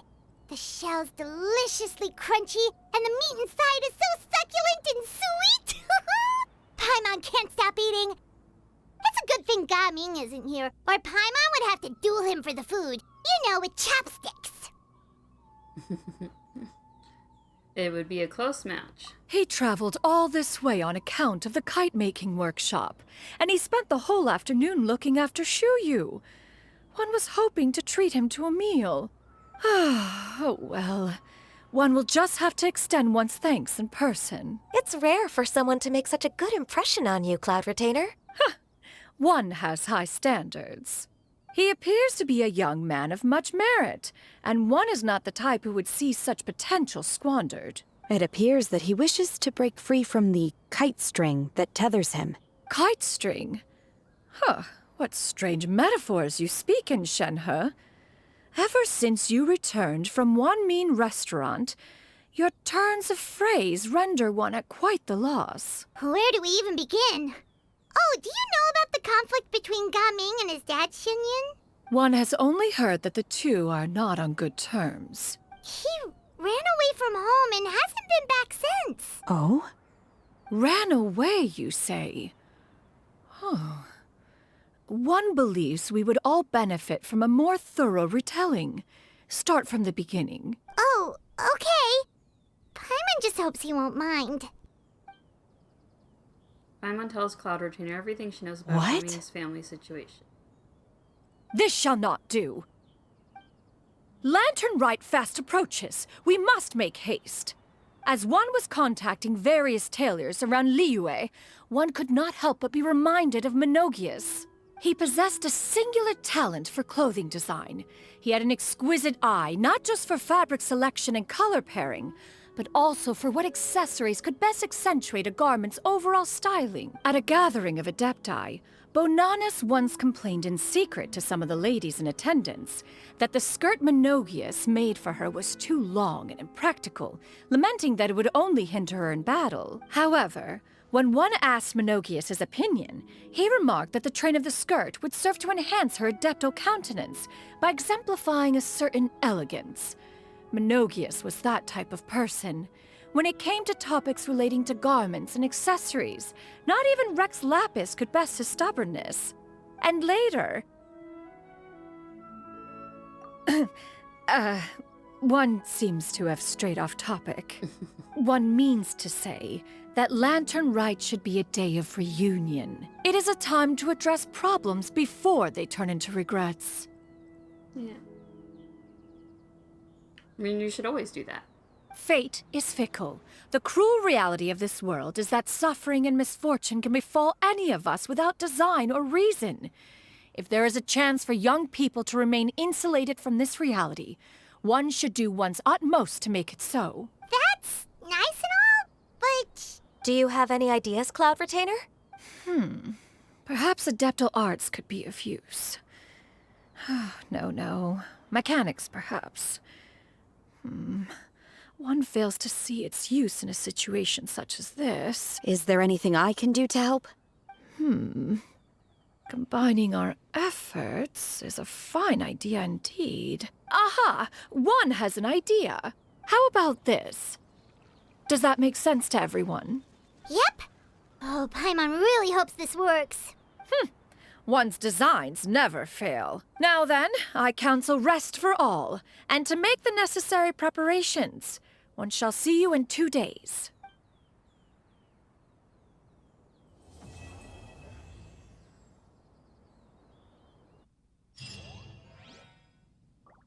Alright, cool. Time to carry out the plan! Let's go find Gaming! Hope everything goes well.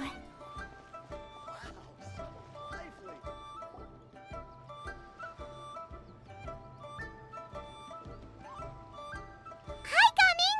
Paimon sees you've certainly gotten an early start this morning. Playing games already, are we? Who won this time? You the one buying dim sum again? Hey, when you put it like that, it makes it sound like I'm always the one losing. Ah, perfect, you're all here. There's an important commission I need your help with. All right, I've got the time. Where are the goods? Well, it's not just goods this time. I need you to escort a tea merchant and their wares from Qiaoying Village to Liyue Harbor. A very important client has requested to meet with him. Sure. What's this merchant's address? Here. I like his eyes. They're like so intense. If the client's that important, then this must be a very crucial, very pressing commission, right? Of course, the sooner you complete it, the better. I would advise you to depart as soon as possible. Fine by me. All right, don't work too hard now, Longzhou. We'll set off then. Ooh, pretty.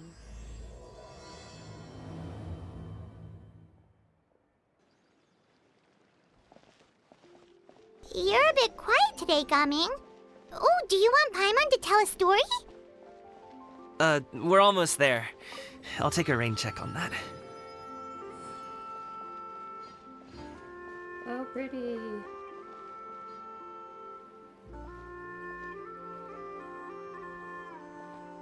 Music's really nice too.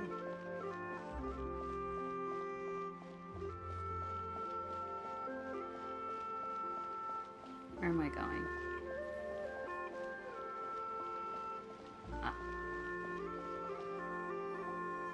Hello, you must be the tea merchant heading to Liyue Harbor. We're here to escort you.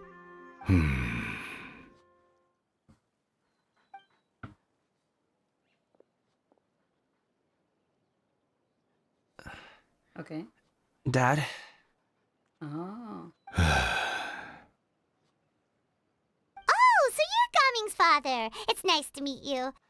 Just leave this delivery to him. Trust Paimon, he's got this in the bag. Gaming is super good at what he does. Everyone at the Secure Transport Agency says as much. Even the Ministry of Civil Affairs has nothing but good things to say about him. Seems like you've made some sort of name for yourself at least. What a jerk. The goods are all in order? Yes, they're all here. Then let's get going. A very important client has asked for you by name. You kinda have to come with us. Paimon doesn't know how we would explain ourselves if you just didn't show up. Plus, you'd be missing out on a huge money-making opportunity. I see. I suppose I will have to trouble you all to escort me, then. Let's go. I was kind of hoping the story would be more in the new area, but it seems to be just going back and forth. I mean, I guess that's okay, but I do want to explore the new area. We've been walking for so long. Is anyone tired? How about we stop and rest for a bit? I'm fine. Gaming, don't you usually have some delicious snacks on you? Come on, bring them out so we can share them. I'm fine. Thank you. But the winter melon cake he gave us last time was so delicious. Have you ever tried it before, Mr. Ip? Paimon.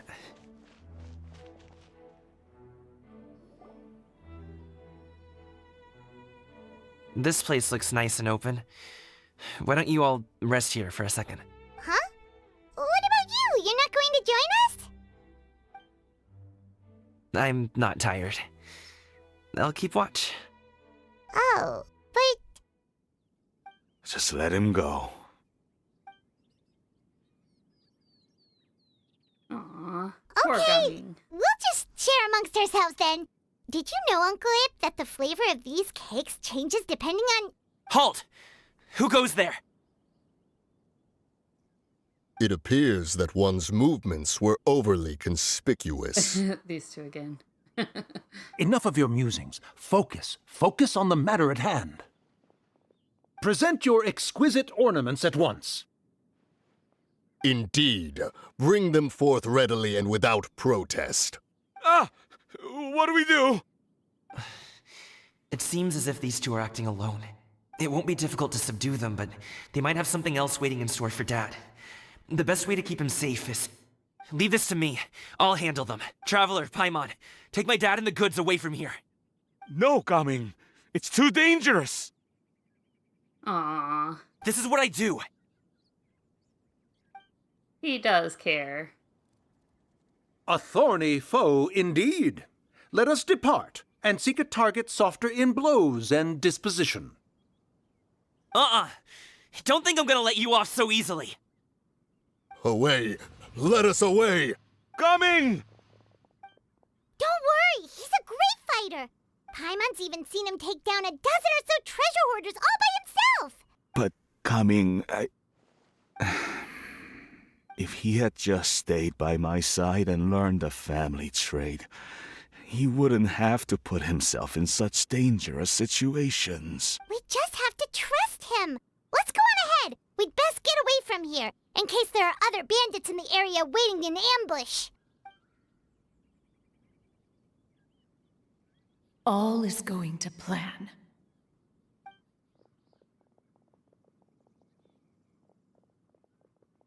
Okay, we should be good to stop here. Zhongli? Oh no, what is he doing Zhongli! here? Daddy Geo! He's flying a kite! Good sir, please listen to me. Reel in your line and leave this place as quickly as you can. There are bandits in the area. I love Zhongli. He's my favorite.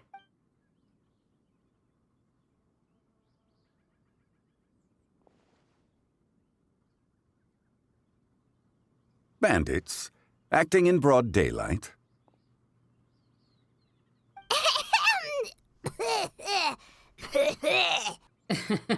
Oh. Paimon. Ah, I see. It appears many people are catching a chill as of late. If your throat is bothering you, Paimon, perhaps some tea and rest are in order. Nope, no need. Paimon's fine. She just, had some cake stuck in her throat. He must have figured it all out by now. Is he just playing dumb on purpose? If there are indeed bandits in the area, then we should inform the Millelith at once. Yeah, Zhongli's a clever guy. He knows. The guard that was escorting us is already on their tail. Oh? Well, if that's the case, such matters are best left to those with the necessary expertise. Wouldn't you agree? I suppose you're right. If ordinary people like us got involved, we would only cause more trouble. Since we find ourselves otherwise unoccupied in this beautiful area, why don't we find a quiet place to relax while we wait for good news? That would be lovely.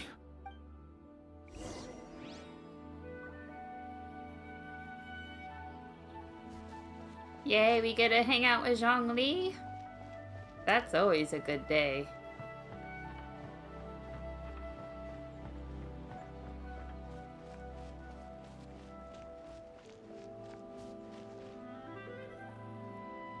So, Uncle Ip does have a reason to be worried. After all, Gaming, the guard we mentioned, is his son. Gaming. The name sounds somewhat familiar. Ah, yes. That is the name of the Wushou dancer who has been performing around Liyue Harbor recently, is it not? Oh, have you seen him perform? Indeed. I cannot help but admire his skill. He truly encapsulates the spirit of the Suani. Wushou dancing has become more well-known in Liyue Harbor recently. However, although performers are seeing budding success, they have no doubt had to face many hurdles along the way. One's not so easily understood by spectators such as ourselves. If you ask me, what truly deserves admiration is perseverance in the face of adversity. That is a rare attribute indeed. Well said, Daddy Geo. I have heard many of my acquaintances praise Gaming for his kind, selfless, and courageous disposition. To have a child so accomplished and upright, you must be a very proud parent indeed, Uncle Ip. Uncle Yip. Seems like Zhongli has decided to skip the formalities. Well, he's a hard worker. Yes. You should be sure to tell him you think that when he gets back. Yeah. Your son is young yet. It's normal for someone his age to be a bit hot-headed. It's understandable to find talking about such things in person difficult. If there's a particular sentiment you wish to convey, perhaps we could pass it along for you. No. It wouldn't be right to ask that of you. This thing between us has festered for many years now. In truth, there are some things that simply aren't easy for us to talk through. I've been in the tea business for most of my life, and I always hoped my child would do the same. Otherwise, how would he support himself? Over the past few years, I heard how well he was doing for himself as a guard. How his work was taking him to farther and farther off places. I also heard that he never gave up on Wushou dancing. It made me happy. But I was also worried. When you're young, you can handle all that physically taxing work and manual labor. What young person isn't capable of making a living that way? My concern is what happens when you get old. Every time I get to thinking like that, I cannot help but be reinforced in the belief that I was right. That I was right not to give in. I often regret introducing him to Wushou dancing as a kid. If I had known how things would turn out, I would have never taken him to see those performances in the first place. It is only natural for a parent to strive to send their child down the right path. No one would begrudge you that sentiment, Uncle Ip. You need not worry. You seem quite young, Mr. Zhongli. Yet you speak with such wisdom. Perhaps I have misjudged your age. Yeah, you could say that. Your words are too kind. Truth be told, one of my old friends has several grown daughters.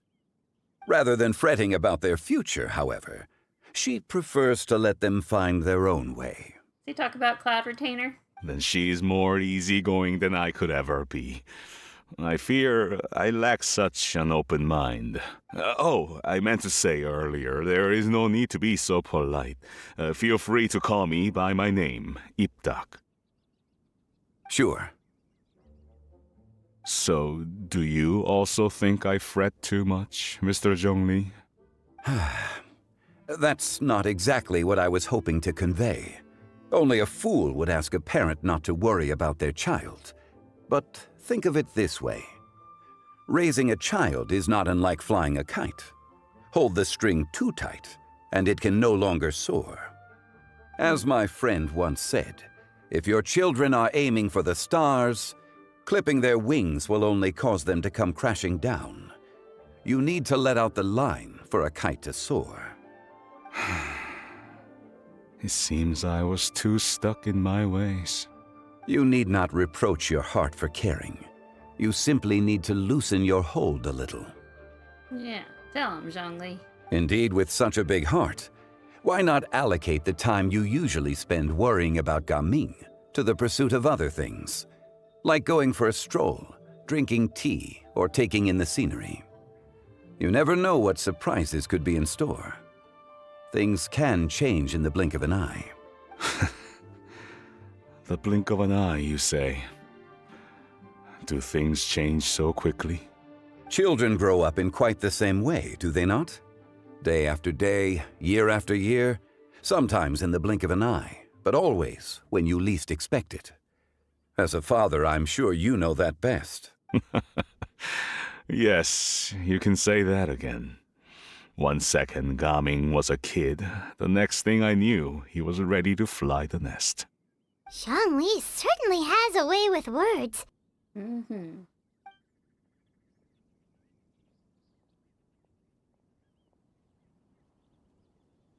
Oh, Gaming is back!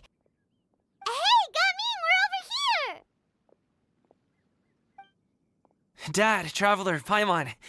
Good, you're all here. Oh, and Mr. Zhongli from the Wangsheng Funeral Parlor? You're here too? A fated meeting indeed. We were just enjoying some pleasant conversation. Is everything resolved?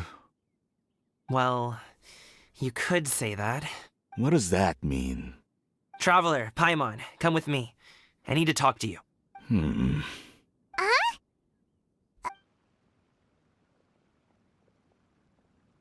I'll come right out and say it. Those two bandits, you sent them, didn't you? Uh-oh.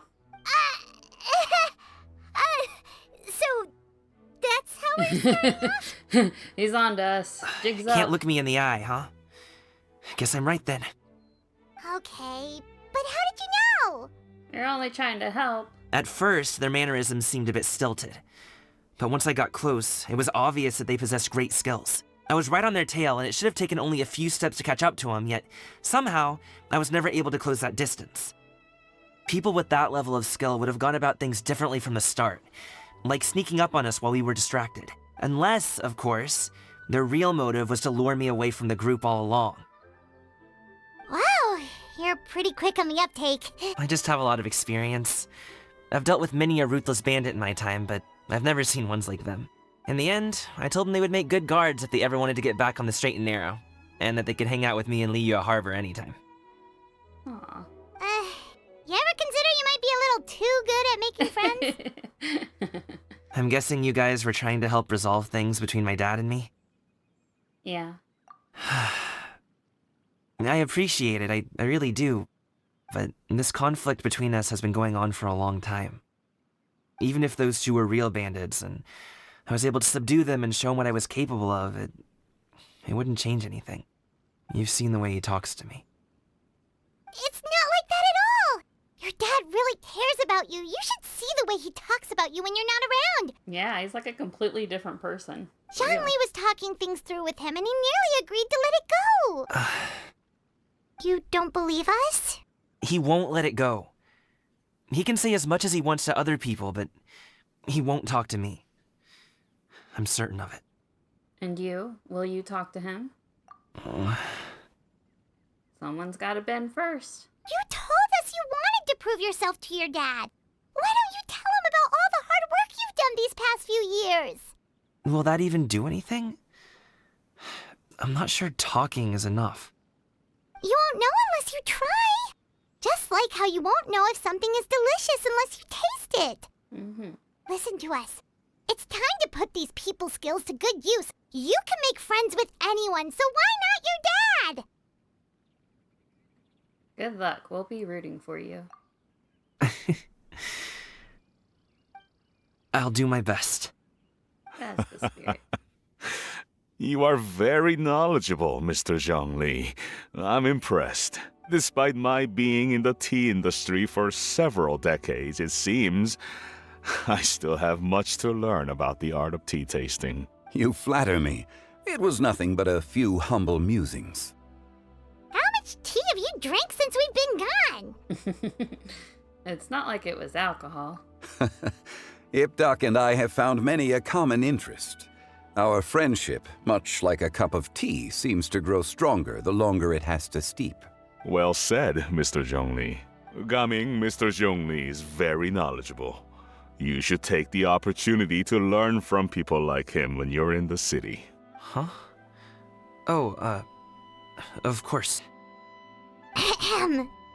Zhongli? I have very much enjoyed our conversation, Ipdak, but I, unfortunately, have some unfinished funeral parlor business to attend to. Oh, I hope I didn't keep you. My apologies for taking up so much of your time, Mr. Zhongli. No need to stay on my account. When you're less busy, let's find a time to meet. I'll treat you to dim sum. It would be an honor.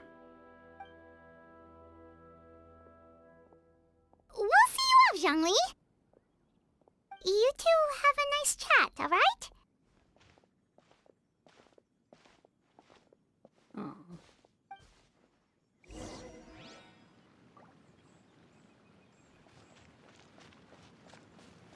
Wait for me, Zhongli.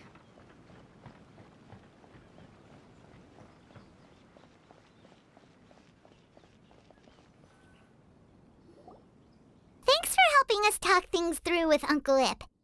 Good thing you were able to pick up on what we were putting down.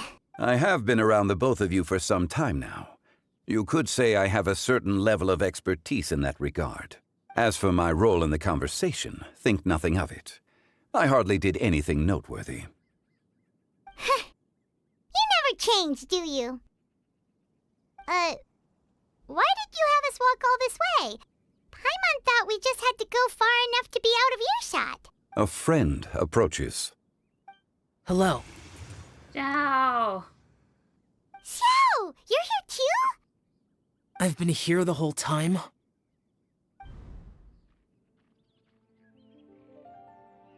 A ghostly kite.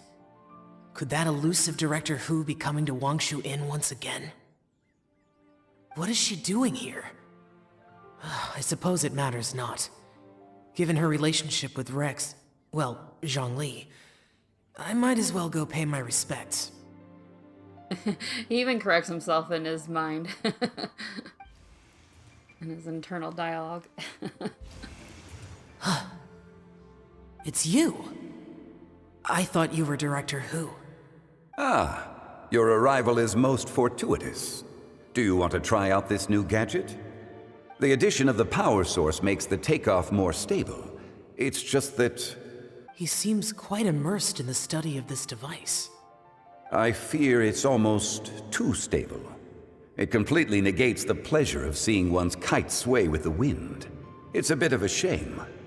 In truth, I'm here because Director Hu dispatched me to purchase some items in preparation for Lantern Rite. I see. Much like she does every year. Much like she'll do next year, I would imagine. Ugh. Am I wrong?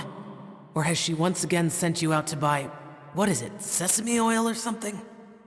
While we're on the subject, I do wonder why she is so obsessed with using sesame oil in the preparation of mixed vegetable dishes for Lantern Rite. A recommendation from Zhongli, perhaps. What do you think, Xiao? I've only met Director Hu a few times. I'm hardly the best person to ask.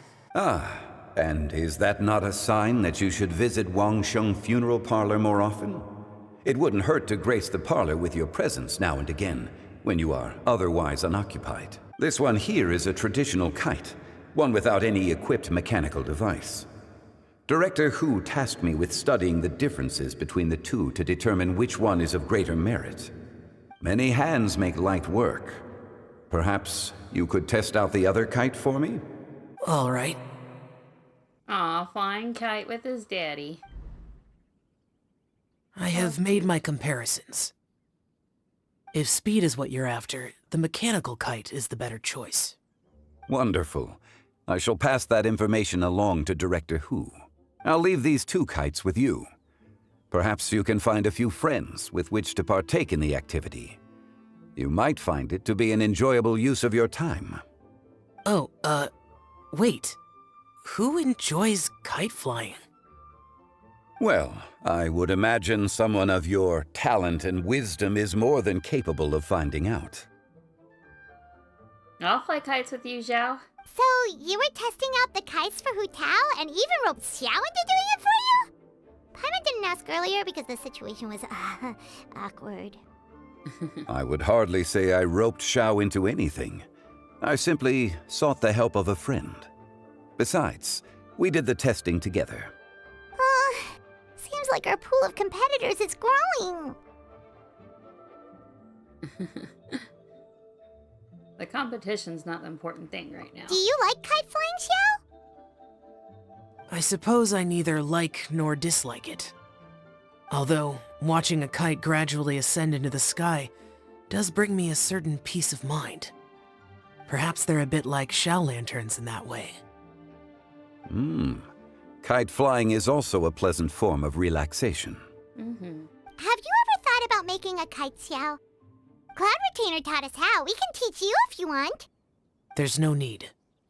Menogius was the only Yaksha among us who had an interest in matters of ornamentation and design. When Lantern Rite is over, come find me near Pervasi's temple if you have the time. Absolutely. I ship them. They're so cute. It's getting late. I should go inform Director Hu of our findings. How's she been, by the way? Be sure to say hi to her for us. The last time I spoke to her, she mentioned that she would be visiting Qiaoying Village in a few days. If you have the time, perhaps you could also make the trip. If you happen to run into her, you can pass along your regards in person. We'll keep that in mind. Take care, Zhongli. See you later. See you next time.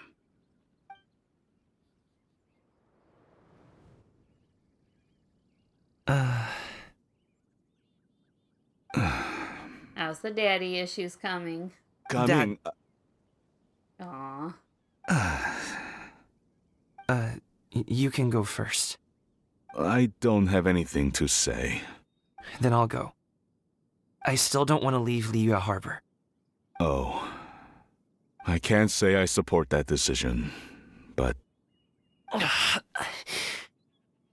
Give him a chance. Hey, let me finish before you get all worked up.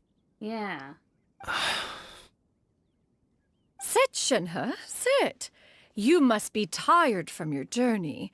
Shall I pour you a cup of tea, or would you prefer something else to drink?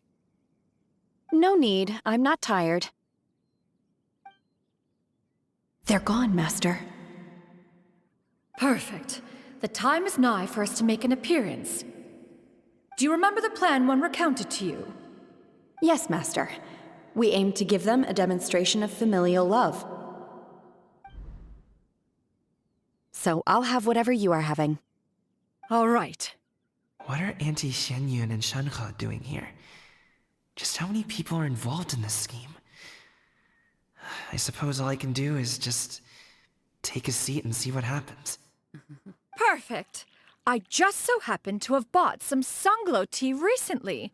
It's quite the delectable variety. Or it would be if one has not been forced to drink it every day in the hopes of whittling down one's considerable stash. One has more than had one's fill already. Oh, forget it. Such thoughts detract from the present need to keep up the conversation. Has work been busy during the holiday season? Do you need my help with anything? Drunk guests can sometimes cause trouble, but I deal with them as you taught me, by pinning their heads against the table. Are Auntie Xianyun and Shenhe serious right now?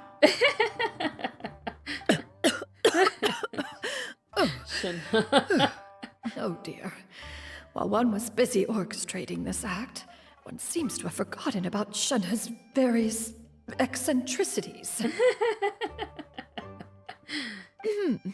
What I meant to ask was, have you made any new friends?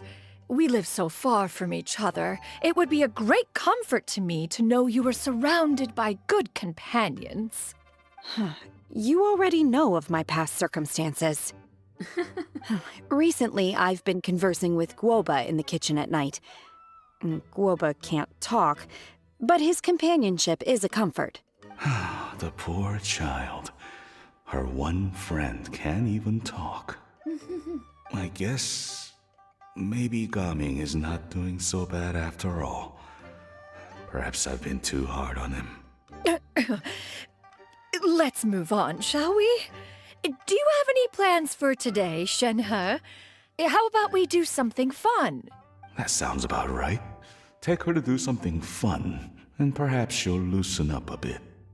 Like we used to do when we would carry stones up and down the mountain from dawn until dusk, picking herbs to eat for dinner along the way? If that is what you ask of me, then that is what I shall do. Dad, here, have some tea. Or no, wait, best not have any just yet. Yeah. I simply can't listen to that any longer. Gaming, I'd like to finish what I was trying to say before. I don't support your decision to stay in Liyue Harbor, because living there is too hard on you. If you come home, there will be people to help you. I'm not saying we have to live under the same roof. I know our personalities are too similar to avoid butting heads. But you'll have your entire family around you. Your aunts, uncles, they'll all do whatever they can to help. You could get a less taxing job, and we could grab dim sum together from time to time. Huh. I didn't know dim sum was such an important affair, Master. Shh. Just think about it, okay? You don't have to decide now. Dad really has changed a lot. He would never have said these things to me before. But thank you, Dad. It's been long enough, don't you think? Oh, Paimon sure hopes they've made up by now. Oh, they're drinking tea in silence. That's not a good sign. Did Xianyun's plan not work after all? Hey you two! Paimon's sorry we were gone for so long.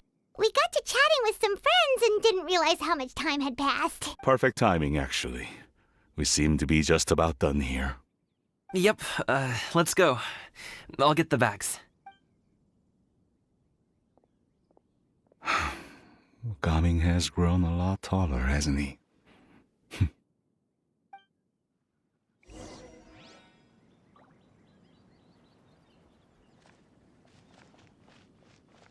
Can we talk to Shinha? Master, did I say something wrong earlier? I tried to go along with your questions, but when I saw how you and that man reacted, I started to wonder. Not at all. Certain unforeseen variables may have presented themselves along the way, but the outcome proved favorable. The plan was a success. Then I helped?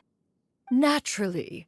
Good job, Shinha. Your purity of spirit is one of your greatest strengths, Shinha. You need not change who you are. Yeah. She's great. They're all great.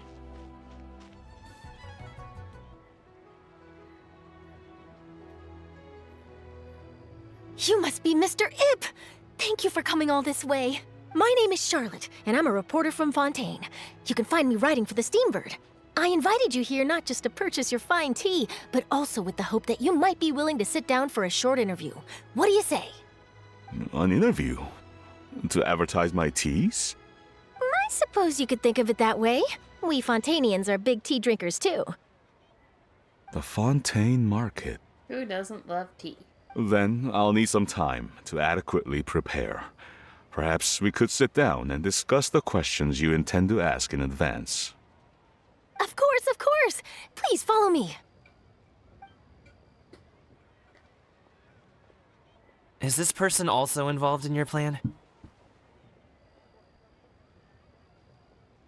She's the very important client. And here I thought I had lots of connections. I suppose I've been humbled. You sure know all kinds of cool and important people. Including you. You're cool and important. Over here! Yoo-hoo! Over here! Huh? What? Auntie Xianyun? She probably wants to talk about the next phase of the plan. Let's go while your dad is still distracted.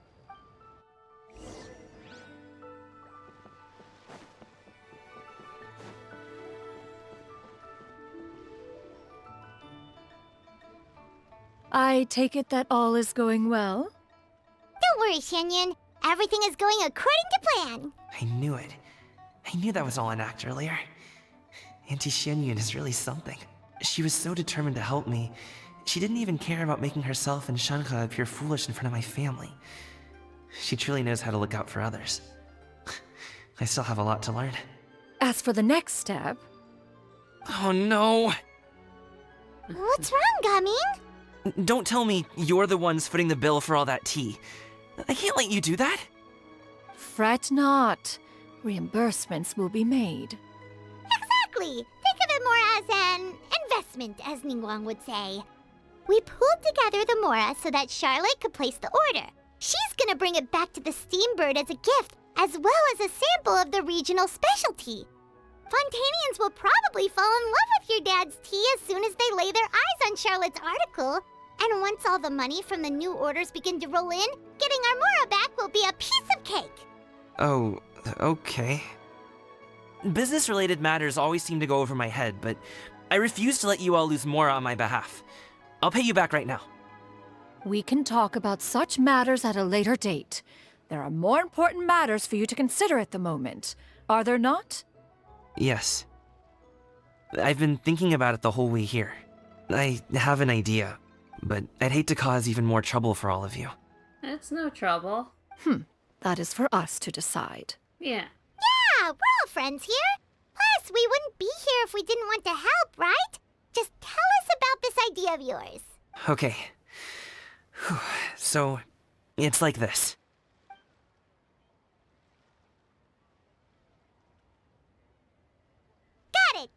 to us. Let's split up and make it happen.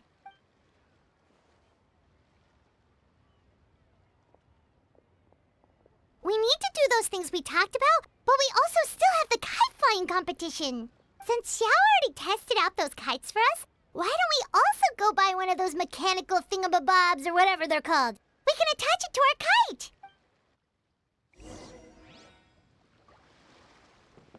Sure.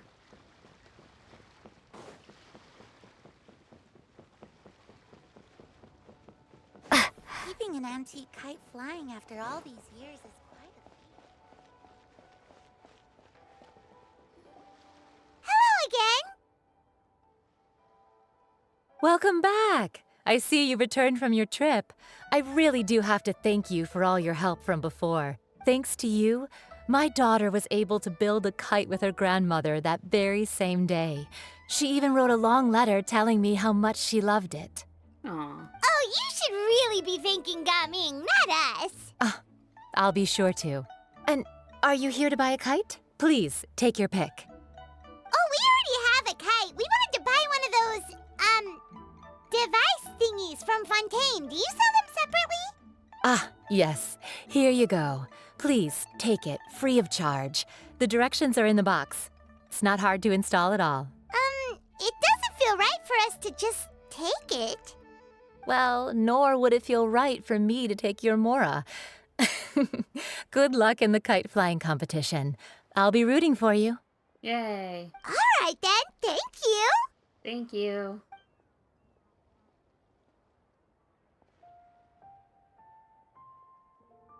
Phew, it's done. Let's get down to business.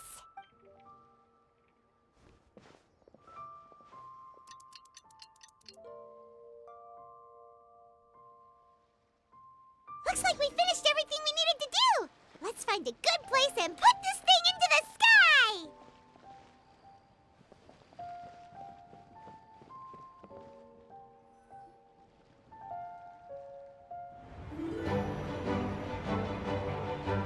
Cutscene time. Chi-Chi, we're almost there. Okay.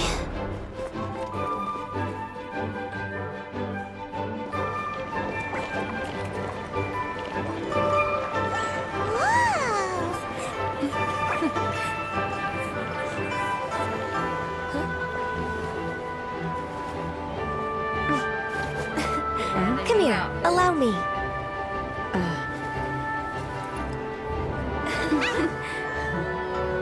The Lantern Rite is as festive as ever!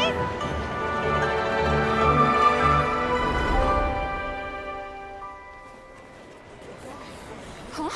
Oh, what's going on? Did something happen? What should we do? Oh, should we get the Neuivllette?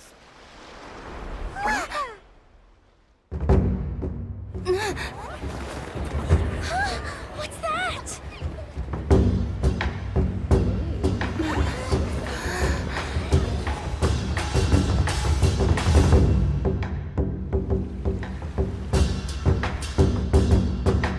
Is that coming?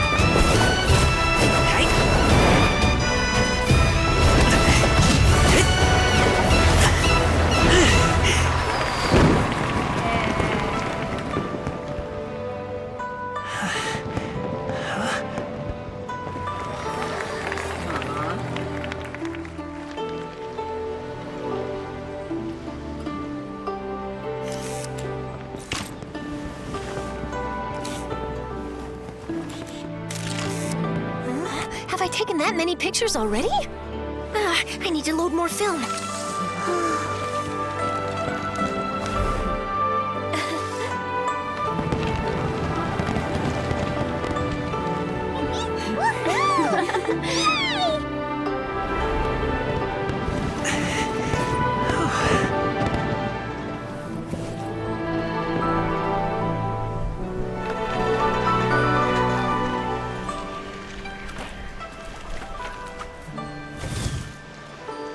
Wait, the wind. Oh my gosh! Mommy, I want a big kite like that too! Do you see that kite way out in front? It's so beautiful!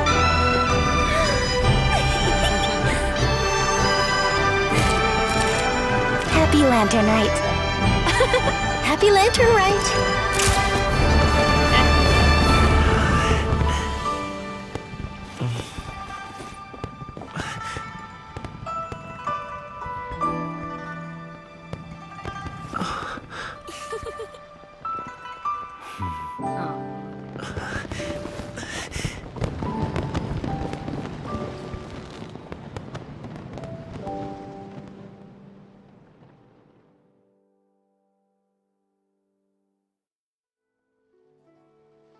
Gaming's performance was so cool, Paimon almost wanted to join in! You saw that, right, Traveler?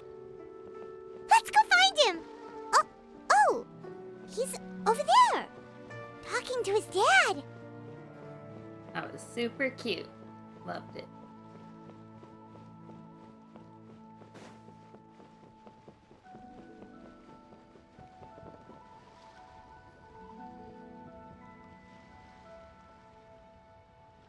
I think I'll head off now, if that's okay?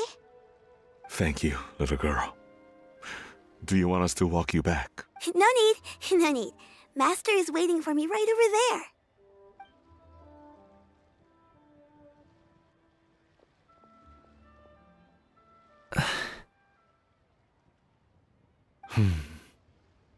Son, I suppose I'll go first this time. Okay. Your performance. I've seen many Wushou dances in my time, but I've gotta admit, what you pulled off there was breathtaking. Wow. I never thought I'd live to hear you say that. You're serious about doing this professionally? Absolutely. I know it'll be difficult, but... Then it doesn't matter. What I mean to say is, of course it'll be difficult. But if that's your decision, if that's your dream, then it doesn't matter how difficult it is. As long as you put in the work, then any obstacle can be overcome in time. Aw, these guys are gonna make me cry. Really, when I was young, I also... Actually, how about we save that story of my past for another time? Aw. All I really want to say is, I've changed my mind. And much like this kite, you also deserve to soar to new heights. Yeah. Dad. Aw. Son. Son? Haven't heard that in a while. I bet you're wondering what's gotten into me saying all this. Well, a little bit, yeah. Anyway, I know I've never found the chance to say this before, but... to me, Gaming, you've always been a great kid. All right, that's everything I've got. Did you have something you wanted to say, or... Yeah, hug it out. Aw. Seeing the two of them talk things through like this really gives Paimon a sense of accomplishment. Give yourself a pat on the back, Paimon. Now go. Over there. Your friends are still waiting for you. Huh? But you came all this way. I'll be staying in Liyue Harbor for a bit longer. When you have time, we can grab dim sum together. your treat, right? Dad, honestly. Go. Okay, then I'm off.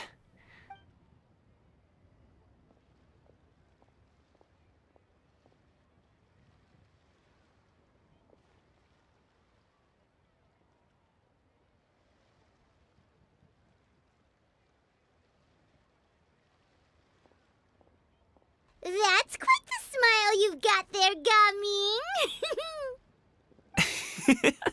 Gaming. Really? It's nothing to be embarrassed about. Is there anything else you'd like to do? I'd like to find and thank Auntie Xianyun, as well as everyone else who's helped me out.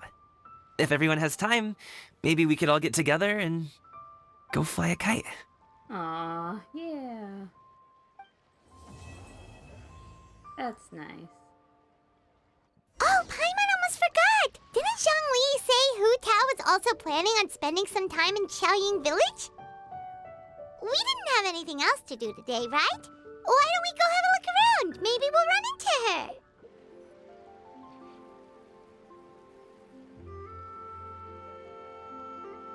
So pretty. The mountain air is so refreshing. It makes Paimon feel like she could float around all day and never get tired. Cream! Gummies! Fuel fruit! Huh? Did you hear that? Sunshine! Blue skies! Good vibes! Something about bull fruit and good vibes. Right? So Paimon wasn't just hearing things. That voice sounds really familiar. Well, we've got the time. Why don't we go check it out? Okay, let's go see what's up. You and Paimon make your way up the mountain in search of the source of the shouting. As far as you can make out, it's almonds this and cocoa paste that. Sounds delicious, that's for sure. The lively voice invigorates your steps, and you ascend the mountain in no time.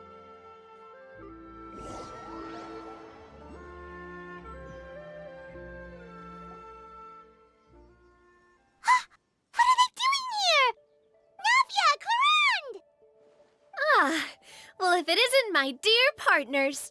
See, I told you that something good was going to happen during our travels today. I have to say, sometimes the Steambird's astrology column is spot on. It's just your lucky day. Are you guys also here to catch the festivities? Oh, and that reminds me. Happy Lantern Rite! Happy Lantern Rite. Happy Lantern Rite. And to you. Happy Lantern Rite to you too! Wait, if you're here for Lantern Rite, then what are you doing on top of this deserted mountain? And that voice we heard, that was you, right, Navia? Oh, impressive. You could tell it was me from that far away. You've got good ears. That or your voice is just really loud. Well, of course it is. After all, I'm a boss. I mean, your voice is pretty loud too, Paimon. I wouldn't talk. Indeed. I suppose it's an asset. Sure is! Having a loud voice is a handy tool when it comes to communication. Wait. That wasn't even Paimon's point. Paimon just wants to know why you two were shouting from the top of this deserted mountain. There was something about almonds, maybe? And buell fruit? Ooh, is it some sort of secret code? No, it's not a code. The words are meaningless. Perhaps, but the act of shouting was very meaningful indeed. That's just what mountain climbers do, right? After all the hard work it takes to make it to the top, as you stand on the summit looking out at the vast scenery, it's not easy to resist the urge to release those emotions. It is very pretty. I see, so it's not what you were shouting that matters. Exactly. You get me, partner. I was afraid that it would cause a disturbance, so I asked the locals around here, and they said it was fine. Apparently most hikers like to shout when they get to the top, so the locals are used to it by now. So, you see, it's not just me. I guess everyone shouts from the top of a mountain at some point in their life. Speak for yourself. When you're stressed, don't you ever just get the urge to do something for no reason? Not really. If I ever get stressed, I just go hunting. Oh, that's a pretty good way to relieve stress. What I choose to hunt depends on my mood. Anyway, why don't you two give it a try?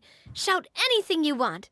It's a real stress reliever. As long as Paimon has clothes on her back and food in her belly, Paimon doesn't think there's any stress that needs relieving. And I prefer to keep things bottled up. Oh, I bet you guys are just too embarrassed to let loose. No need to be shy. Even Farina was shouting from the top of this mountain earlier. Ew. Huh?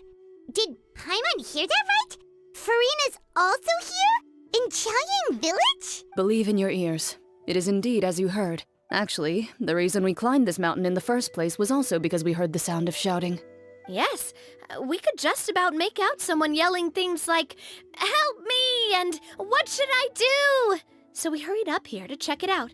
And what do you know? Miss Farina was standing right there, all red in the face. She practically sprinted back down the mountain the minute she saw us. Ah, that reminds me. I believe what she actually said was, "So help me, I will figure out what I should do about this script." So you could actually hear what she was saying? Why didn't you say so earlier? I thought someone was really in trouble. I figured we would come check out the situation either way. Why not let her keep some privacy? Oh, seems like you caught Farina in the middle of some stress relief as well. She probably would have never thought. No, she definitely would have never thought she would run into anyone she knew all the way out here. Was she alone? I think so. We ran into Neuivllette on the way here as well, but he was already on his way back, so they probably weren't together. What? Neuivllette was here too? So many people from Fontaine. What was he doing here? It couldn't have been for vacation. I think it just might have been, actually. But apparently he only stayed for half a day before heading back. He's a very busy man. Neuivllette is not the type to take much time off. Taking even a half day for himself is already a huge step in the right direction. Didn't Charlotte publish an article on the Liyue tea industry recently? Maybe he was inspired to come buy some tea after reading that article. You know, just like you were. My situation is completely different. I'm here because I was asked to accompany you. The tea purchase is simply an added bonus of this location. You Fontainians and your tea drinking. Oh, it's not for me. I lost a bet with Ridsley, and now I have to buy him something. Seems like a fitting gift. It was just a spur-of-the-moment sort of bet. Ridsley gets really invested in that sort of thing, but he couldn't care less about what he wins in the end. You could give him mint plants that you plucked from the side of the road, and he wouldn't even mind. If only he was that easygoing when it came to talking business. In any case, I'm pretty sure the tea you bought is this region's specialty. What is it called again? Neuivllette even mentioned it earlier. Sunglow tea. Yes, that's the one. You didn't really buy 10 boxes, did you? Please, do I look like someone who would fall for that sort of marketing trap? That reminds me. You guys said you only came up here because you heard my voice, right? I hope it didn't put you out. You must have had other plans for the day. Oh, that's right. Who tell? A few days ago, we heard that a friend was going to be in Qiaoying Village, so we decided to come and see if we could run into her. Oh dear. We've been chatting for quite some time. I'm sorry for keeping you. No harm done, partner. That's good. We should probably head out and look for Hu Tao. No need to stay on our account. We just got up here, so we're gonna stay around for a little longer. Go and meet your friend. We can meet up in Qiaoying Village later. Sounds reasonable to me. Sounds good. We're gonna head down the mountain then. See you later!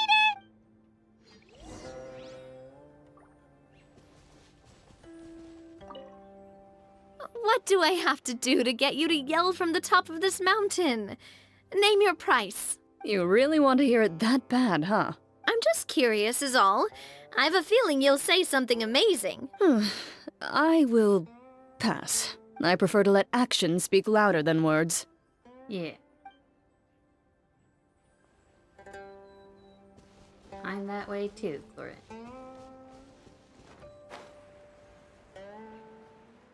Where am I going? Ah.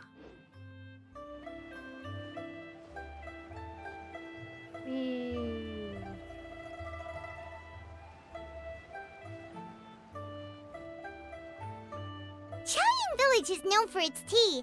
But you know what else they have with tea? That's right, dim sum! Didn't Gaming say something about dim sum being eaten in the morning? Oh, Paimon wonders if we can still get some at this time of day. Afternoon tea might be more appropriate at this point. Oh, well that's fine too. Paimon doesn't care what kind of tea it is as long as it comes with some tasty snacks. Now, let's see what kind of yummy things we can find around here. Paimon's not seeing things, is she? Is that Farina standing between Zhongli and Hutao? Judging based on the hat, I'd say so. Wonder what they're talking about. Zhongli knows a lot of stuff. Maybe he's telling Farina about Qiaoying Village. Oh, or maybe Hutao is trying to rope Farina into being one of her clients. Want to make a bet? Hey, this isn't the Fortress of Meropide. But Paimon could be convinced for the right price. Let's say loser buys the winner 3 huge bowls of seafood kanji. Since Zhongli is there, Paimon bets things are pretty tame. It's decided then. Paimon votes for tour guide Zhongli. Then I vote for Hustler Hutao. All right, no time to waste. Let's go see who's right.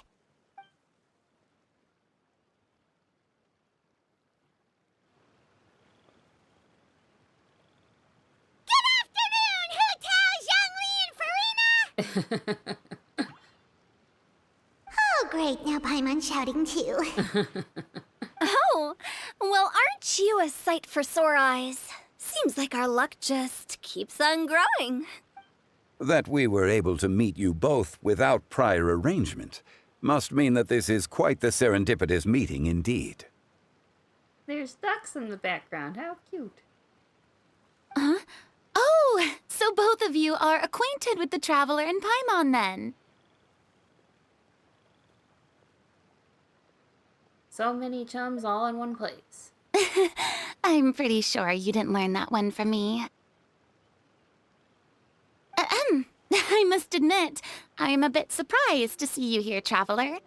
But seeing as you're a hero who's been all over Teyvat, it makes sense that you would be well-traveled and well-connected. That I am. Since we have found ourselves in each other's company within this fertile land, allow me to take this opportunity to wish you a happy Lantern Rite. Happy Lantern Rite.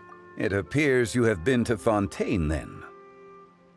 Given your proclivity to spread good deeds wherever you go, it's no surprise that you would make the acquaintance of a celebrity as illustrious and celebrated as Miss Farina. That's quite high praise.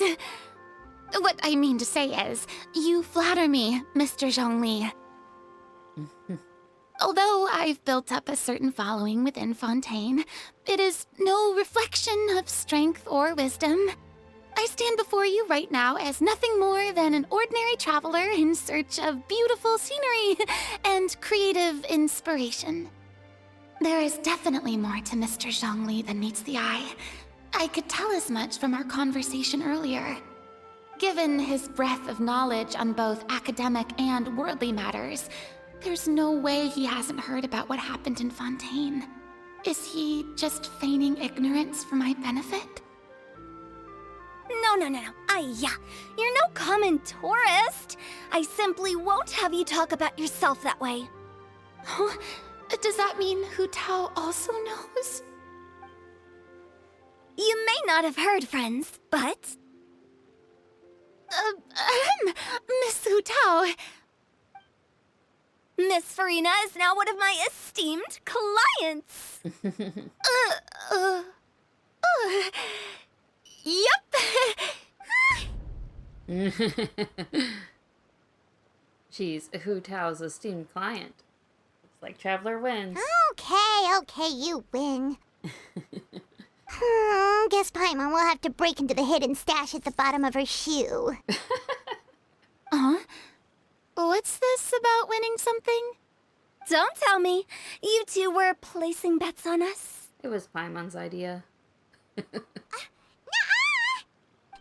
just saw you guys standing on the side of the road and couldn't help but take guesses as to what you were talking about. Oh, I see. That means you, my friend, must have guessed that I was trying to promote my business to Miss Farina. Well, you know me. That I do, my friend. Or rather, it's more like I know you. What was Paimon's guess then? Paimon thought Zhongli was showing the newbie around. By newbie, you mean me, right? If that's the case, then Paimon's guess was also correct. Oh, that's right. Mr. Zhongli was telling me about some great sightseeing spots in the area. Ha! You see? Paimon was right too! Since both of our guesses were right, there can't be a winner or a loser. Fine, keep your secret stash then. Hey, don't be upset, Traveler. How about this? You buy Paimon a bowl and Paimon will also buy you a bowl. As for the third bowl... Since I was the subject of the bet, perhaps it should go to me? You know, as a congratulations for the huge deal I just struck. I'll buy you a bowl anytime you want. I was just joking. Anyway, I should be the one treating you. The funeral parlor is about to bring in quite the sum after all. Oh, Paimon almost forgot to ask about the most important question. Something happen recently, Farina? Huh? What do you mean? Well, you know, with you enlisting the services of Wangsheng Funeral Parlor and all. Oh, well, yes. Really?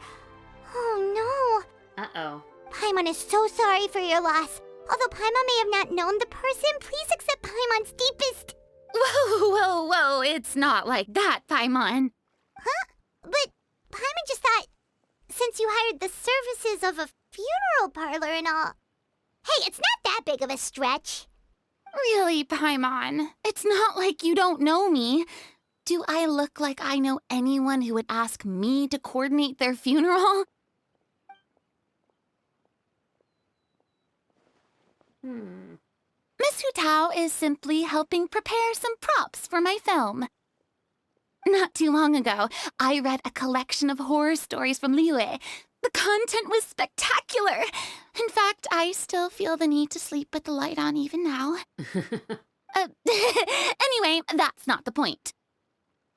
Now that Fontaine's biggest star has returned to the stage, I figured it's about time the industry enjoyed a breath of fresh air. You might even call it a breath of fresh tier or terror. Oh, I get it. Hey, that's pretty good. I'll have to remember that for my ad posters. Oh, Paimon sees. That makes a lot of sense. So, did you come to Liyue just to enlist the services of Wangsheng Funeral Parlor? Well, not exactly. My original plan was to just relax and enjoy the sights. But then I ran into Miss Hu Tao and Mr. Zhongli, and well, you know the rest. I suppose it was meant to be. It was a fated meeting indeed. Zhongli sure loves his lofty turns of phrase. But if you ask me, it's all thanks to that man who stopped to ask for directions. Oh? Who was it? It's someone you know. Wanna take a guess? It was Neuivllette, wasn't it? What? How did you guess that on your first try? I'm psychic. Very impressive, my friend. Your guessing game is spot on today. You tell everyone about your encounter with Navia and Clorinde at the top of the mountain. One look at the pitiful expression on Farina's face is enough to convince you to leave out the part about the shouting. Huh. Paimon never thought Neuivllette would be the type to get lost. I'm sure he didn't get lost. Even I was able to find my way to this place without any trouble. He was already getting ready to leave by the time I arrived. He just wanted to ask someone about the quickest way to get back to Fontaine. Yup, that's exactly what he asked. This area is full of mountains and rivers. It's normal to not know the fastest route. For him, though, swimming would probably be the fast route of them all. So, were you the one that pointed him in the right direction, Hu Tao? Of course. I'm also a guide of sorts, you know. So naturally, I also have a great sense of direction. But speaking of your friend... What about him? He doesn't get out much, does he? No. No, he doesn't. No wonder. He was stiff as a board and way too polite. I would have never guessed he was here on vacation if you hadn't told me. All in all, he was only here for half a day. I'm pretty sure he is the only one who would consider that to be a vacation. Oh? This gentleman you speak of must keep a demanding schedule. I'm sure he does. You didn't see him, but he was dressed like he was about to attend some important meeting. It wasn't anything like what someone would wear on vacation. Is that so? Wait, you didn't see him, Zhongli? Unfortunately, no. At the time, it appeared as if Director Hu and Miss Farina were having quite the productive conversation. I know matters of business can take much discussion, so I decided to fetch some tea for them. What a shame. That gentleman seemed like a sophisticated sort of guy. I actually think you two would have hit it off. Is that so? His smile. Judging by how Zhongli is acting and taking into consideration Neuivillette's true identity, could Zhongli have been avoiding him on purpose?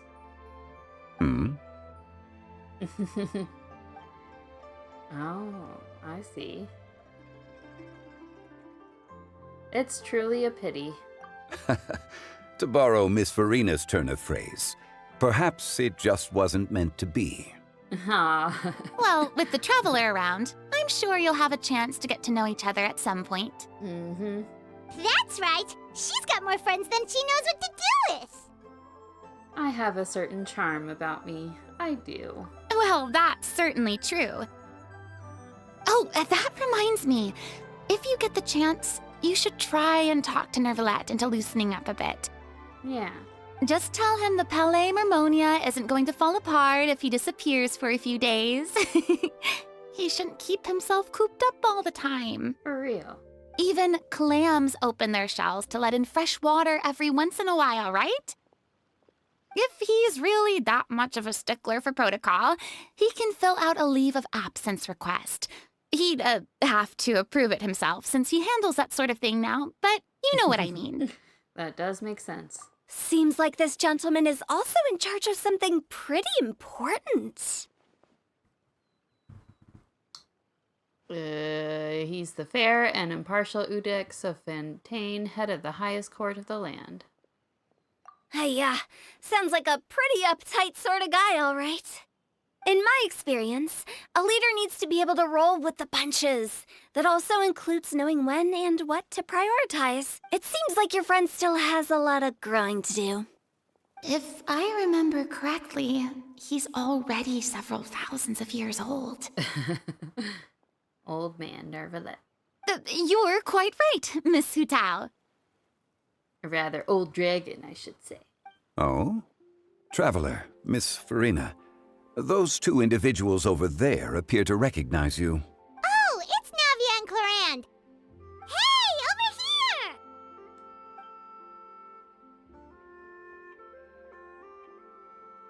We saw you all chatting over here, and we're wondering if we could join in. Please, excuse the interruption. Oh, so polite. No apologies necessary. Any friend of the Traveler and Miss Farina is a friend of mine. Straight to the point. I like it. Everyone circles around you and begins to introduce themselves. Hu Tao's eyes light up when she hears about Clorand's profession. But a quick explanation from Farina and Navia seems to dispel some of her more misguided ideas. Pretty. It's getting late. If we want to catch a boat back before dark, we should probably get going. Indeed. Then, Miss Farina? Oh, yes? When are you planning to head back? Do you need us to escort you? Oh, I don't think that will be necessary. I mean, you're not my subordinate anymore. You don't need to look after me. I didn't mean it that way. It's normal for friends to travel home together if they run into each other on the road. There are a lot of mountainous roads in this area. I imagine they'll be even harder to navigate after dark. Exactly! Just like in those ghost stories. 8 paths converge in a wood. Beside them an old house is stood. If you dare to go inside, not a soul will greet your eye. But if you take a closer look, there may be something you mistook. A candle flickers to and fro, yet there is no wind to make it so. What is its secret? What could it mean? In this wood, where mystery screams. Ooh. My dear demoiselles, ladies, no, I mean friends, please take me with you. Of course. Farina.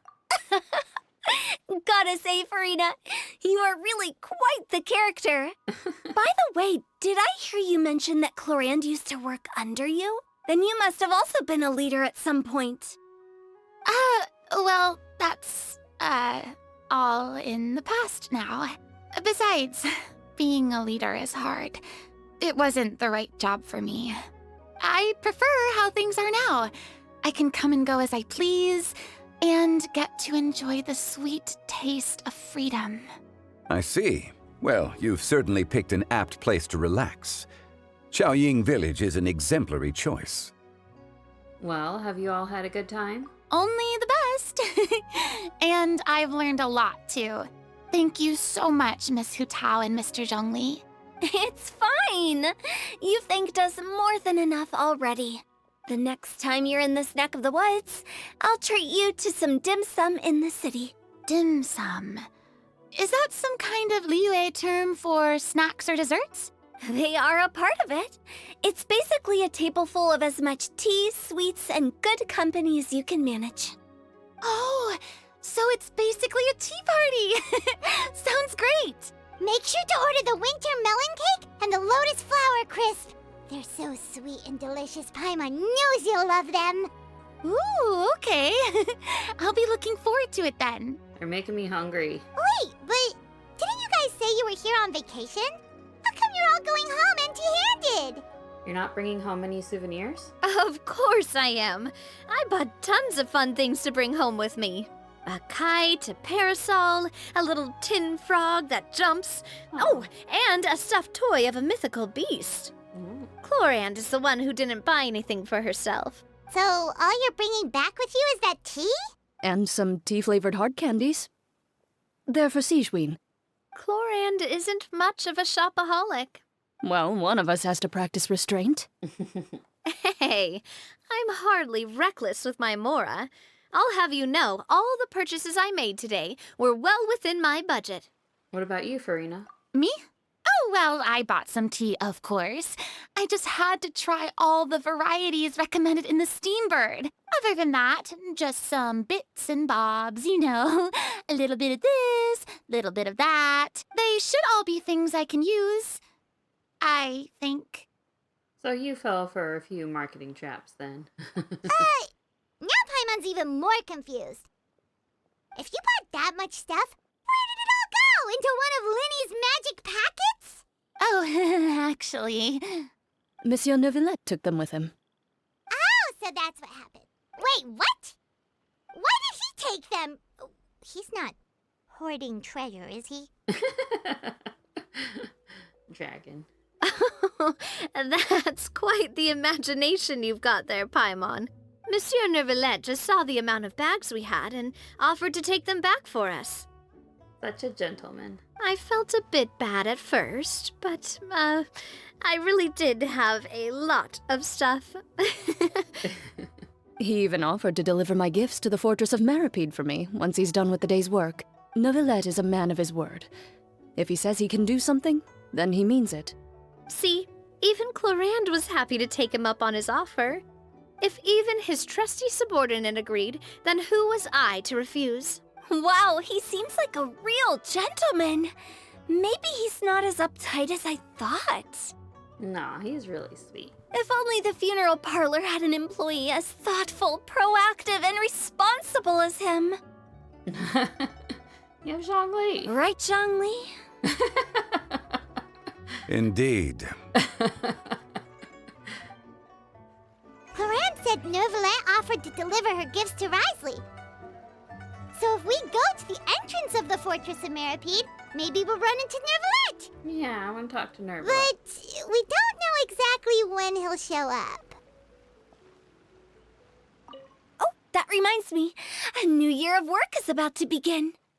If there's anything you want to talk about, Zhongli, you know you can come to me. I'm all ears. Does the director have any concerns? It just seemed like you were a bit preoccupied today, and much less talkative than usual. You barely said anything other than, "Is that so?" and "Indeed." If you ask me, I'd say you're having a midlife crisis. You're getting to be around that age after all. I think he's well past that age. Is that so? Ugh. I jest. Given its distance from the city, Qiaoying Village enjoys a much slower pace of life. Surrounded by such peace and tranquility, I also seem to have developed a proclivity for inactivity. I apologize for making you worry. I see. What do you think, Traveler? Is this atmosphere putting you in a lazy mood too? Out of mind, out of sight. Wow, you are getting really good at these kinds of lines. Indeed.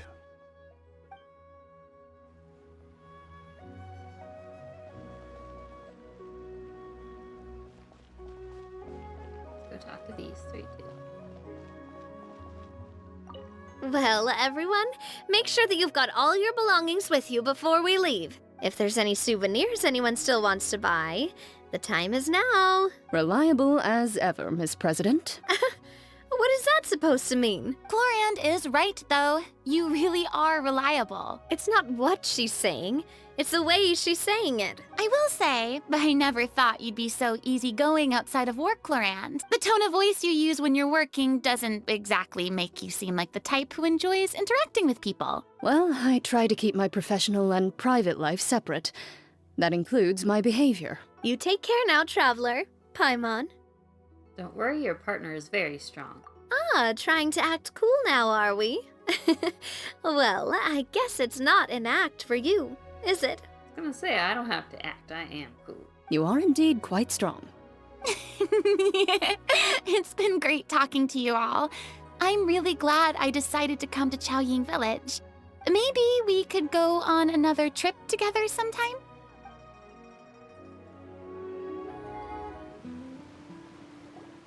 Look! It's Neuivllette! We lucked out!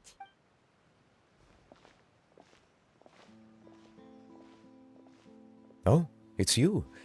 It has been some time since our last meeting. Few people frequent this location.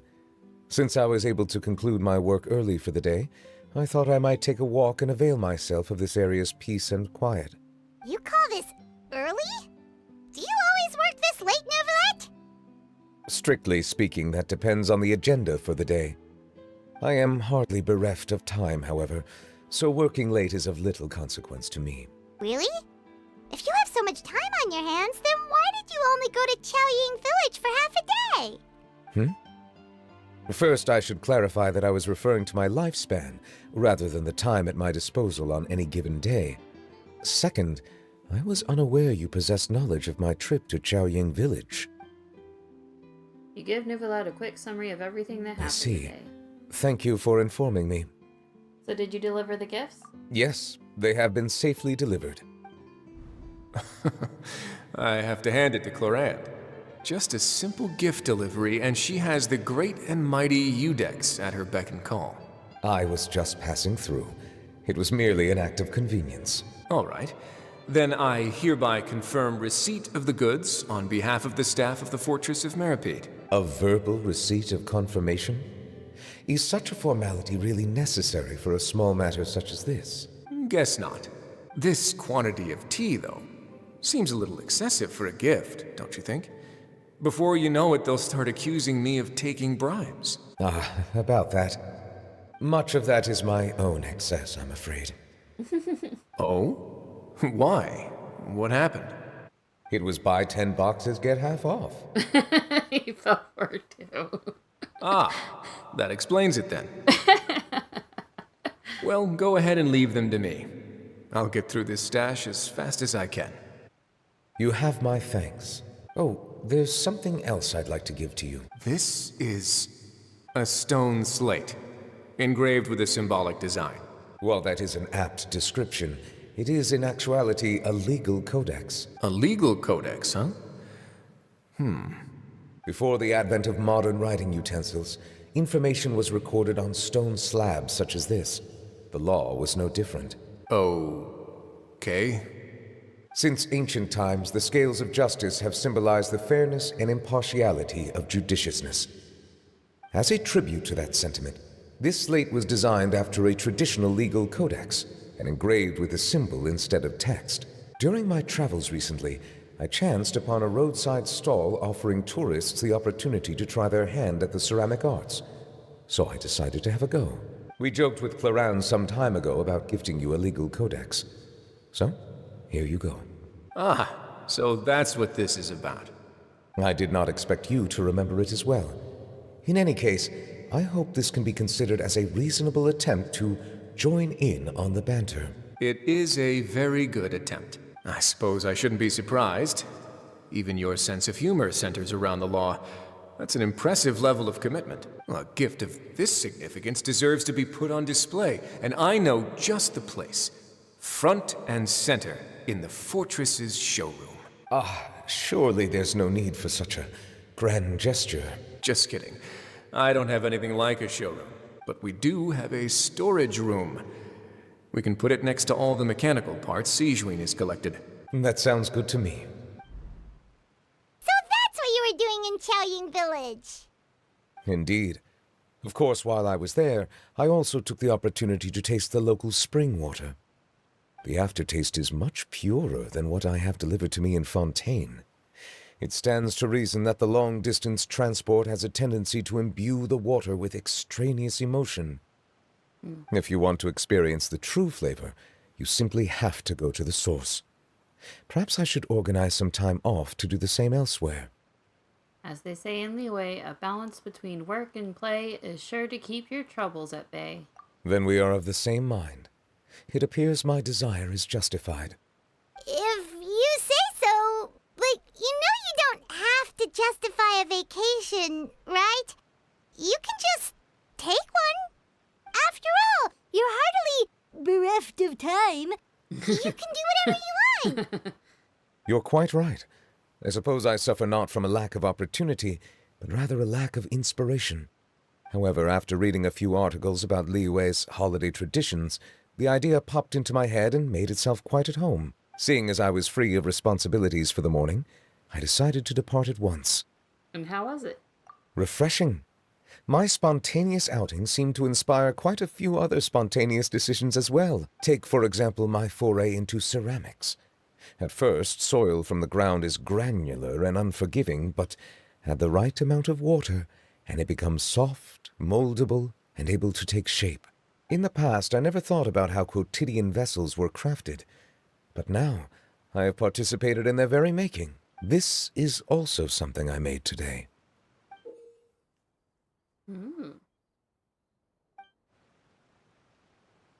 Oh wow, what a big ladle. That's a ladle? Paimon thought it was supposed to be some long-necked sea creature. That was indeed one of my inspirations.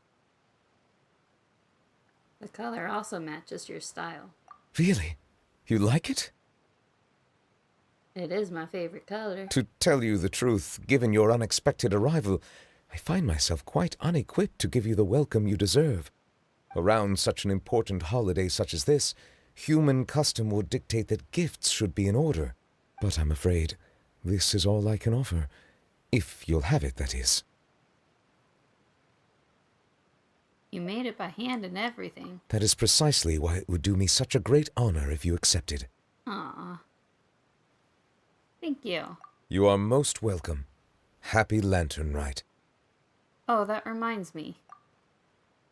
You passed along the advice for Neuivllette's vacation.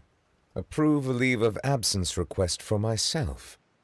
That sounds like it could easily lead to a vicious cycle of self-indulgence, something which couldn't be in further violation of protocol. But I suppose I understand her point. My proclivity to refrain from personal outings does, in part, originate from a sense of responsibility toward my duties. But it is also due to a lack of desire to engage in the human world. But now I see that the human world is indeed full of many interesting places to discover. I could have told you that.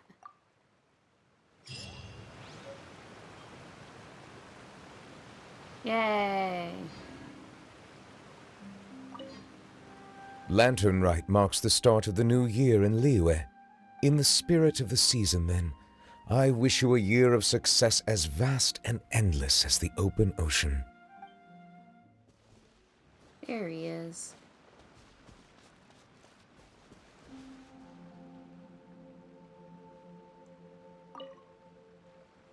Traveler. It's just as I thought. You stopped short of stepping into the city again. Being in the city isn't the only way for me to appreciate the lights and beauty of Lantern Rite. Look. Liyue Harbor lies just beyond this mountain. As long as I stand at this vantage point, I may freely behold the sights of all the kites slowly ascending into the sky. For me, that is enough. All right. I invited you here because there is something I would like to do. I want to release a Xiao lantern, and I'd like you to be there for it. Ah, my ship! Did you make it yourself? Yes. I apologize for its crude appearance. I have little skill in that regard. No, it's amazing. You are very kind, as usual.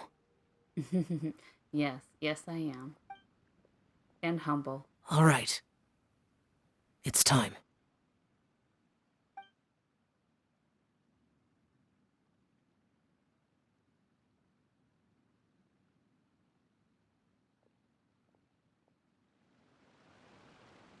Oh, so cute.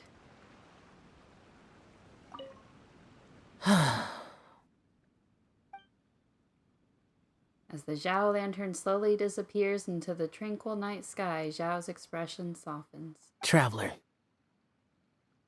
Thank you. You're welcome.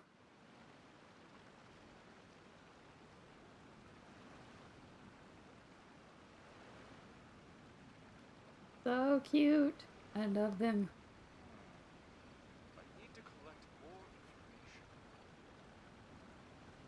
All right, I think I'm gonna stop here. Yes, Traveler. Time for a break. But thanks for watching. Bye. Happy Lantern Rite.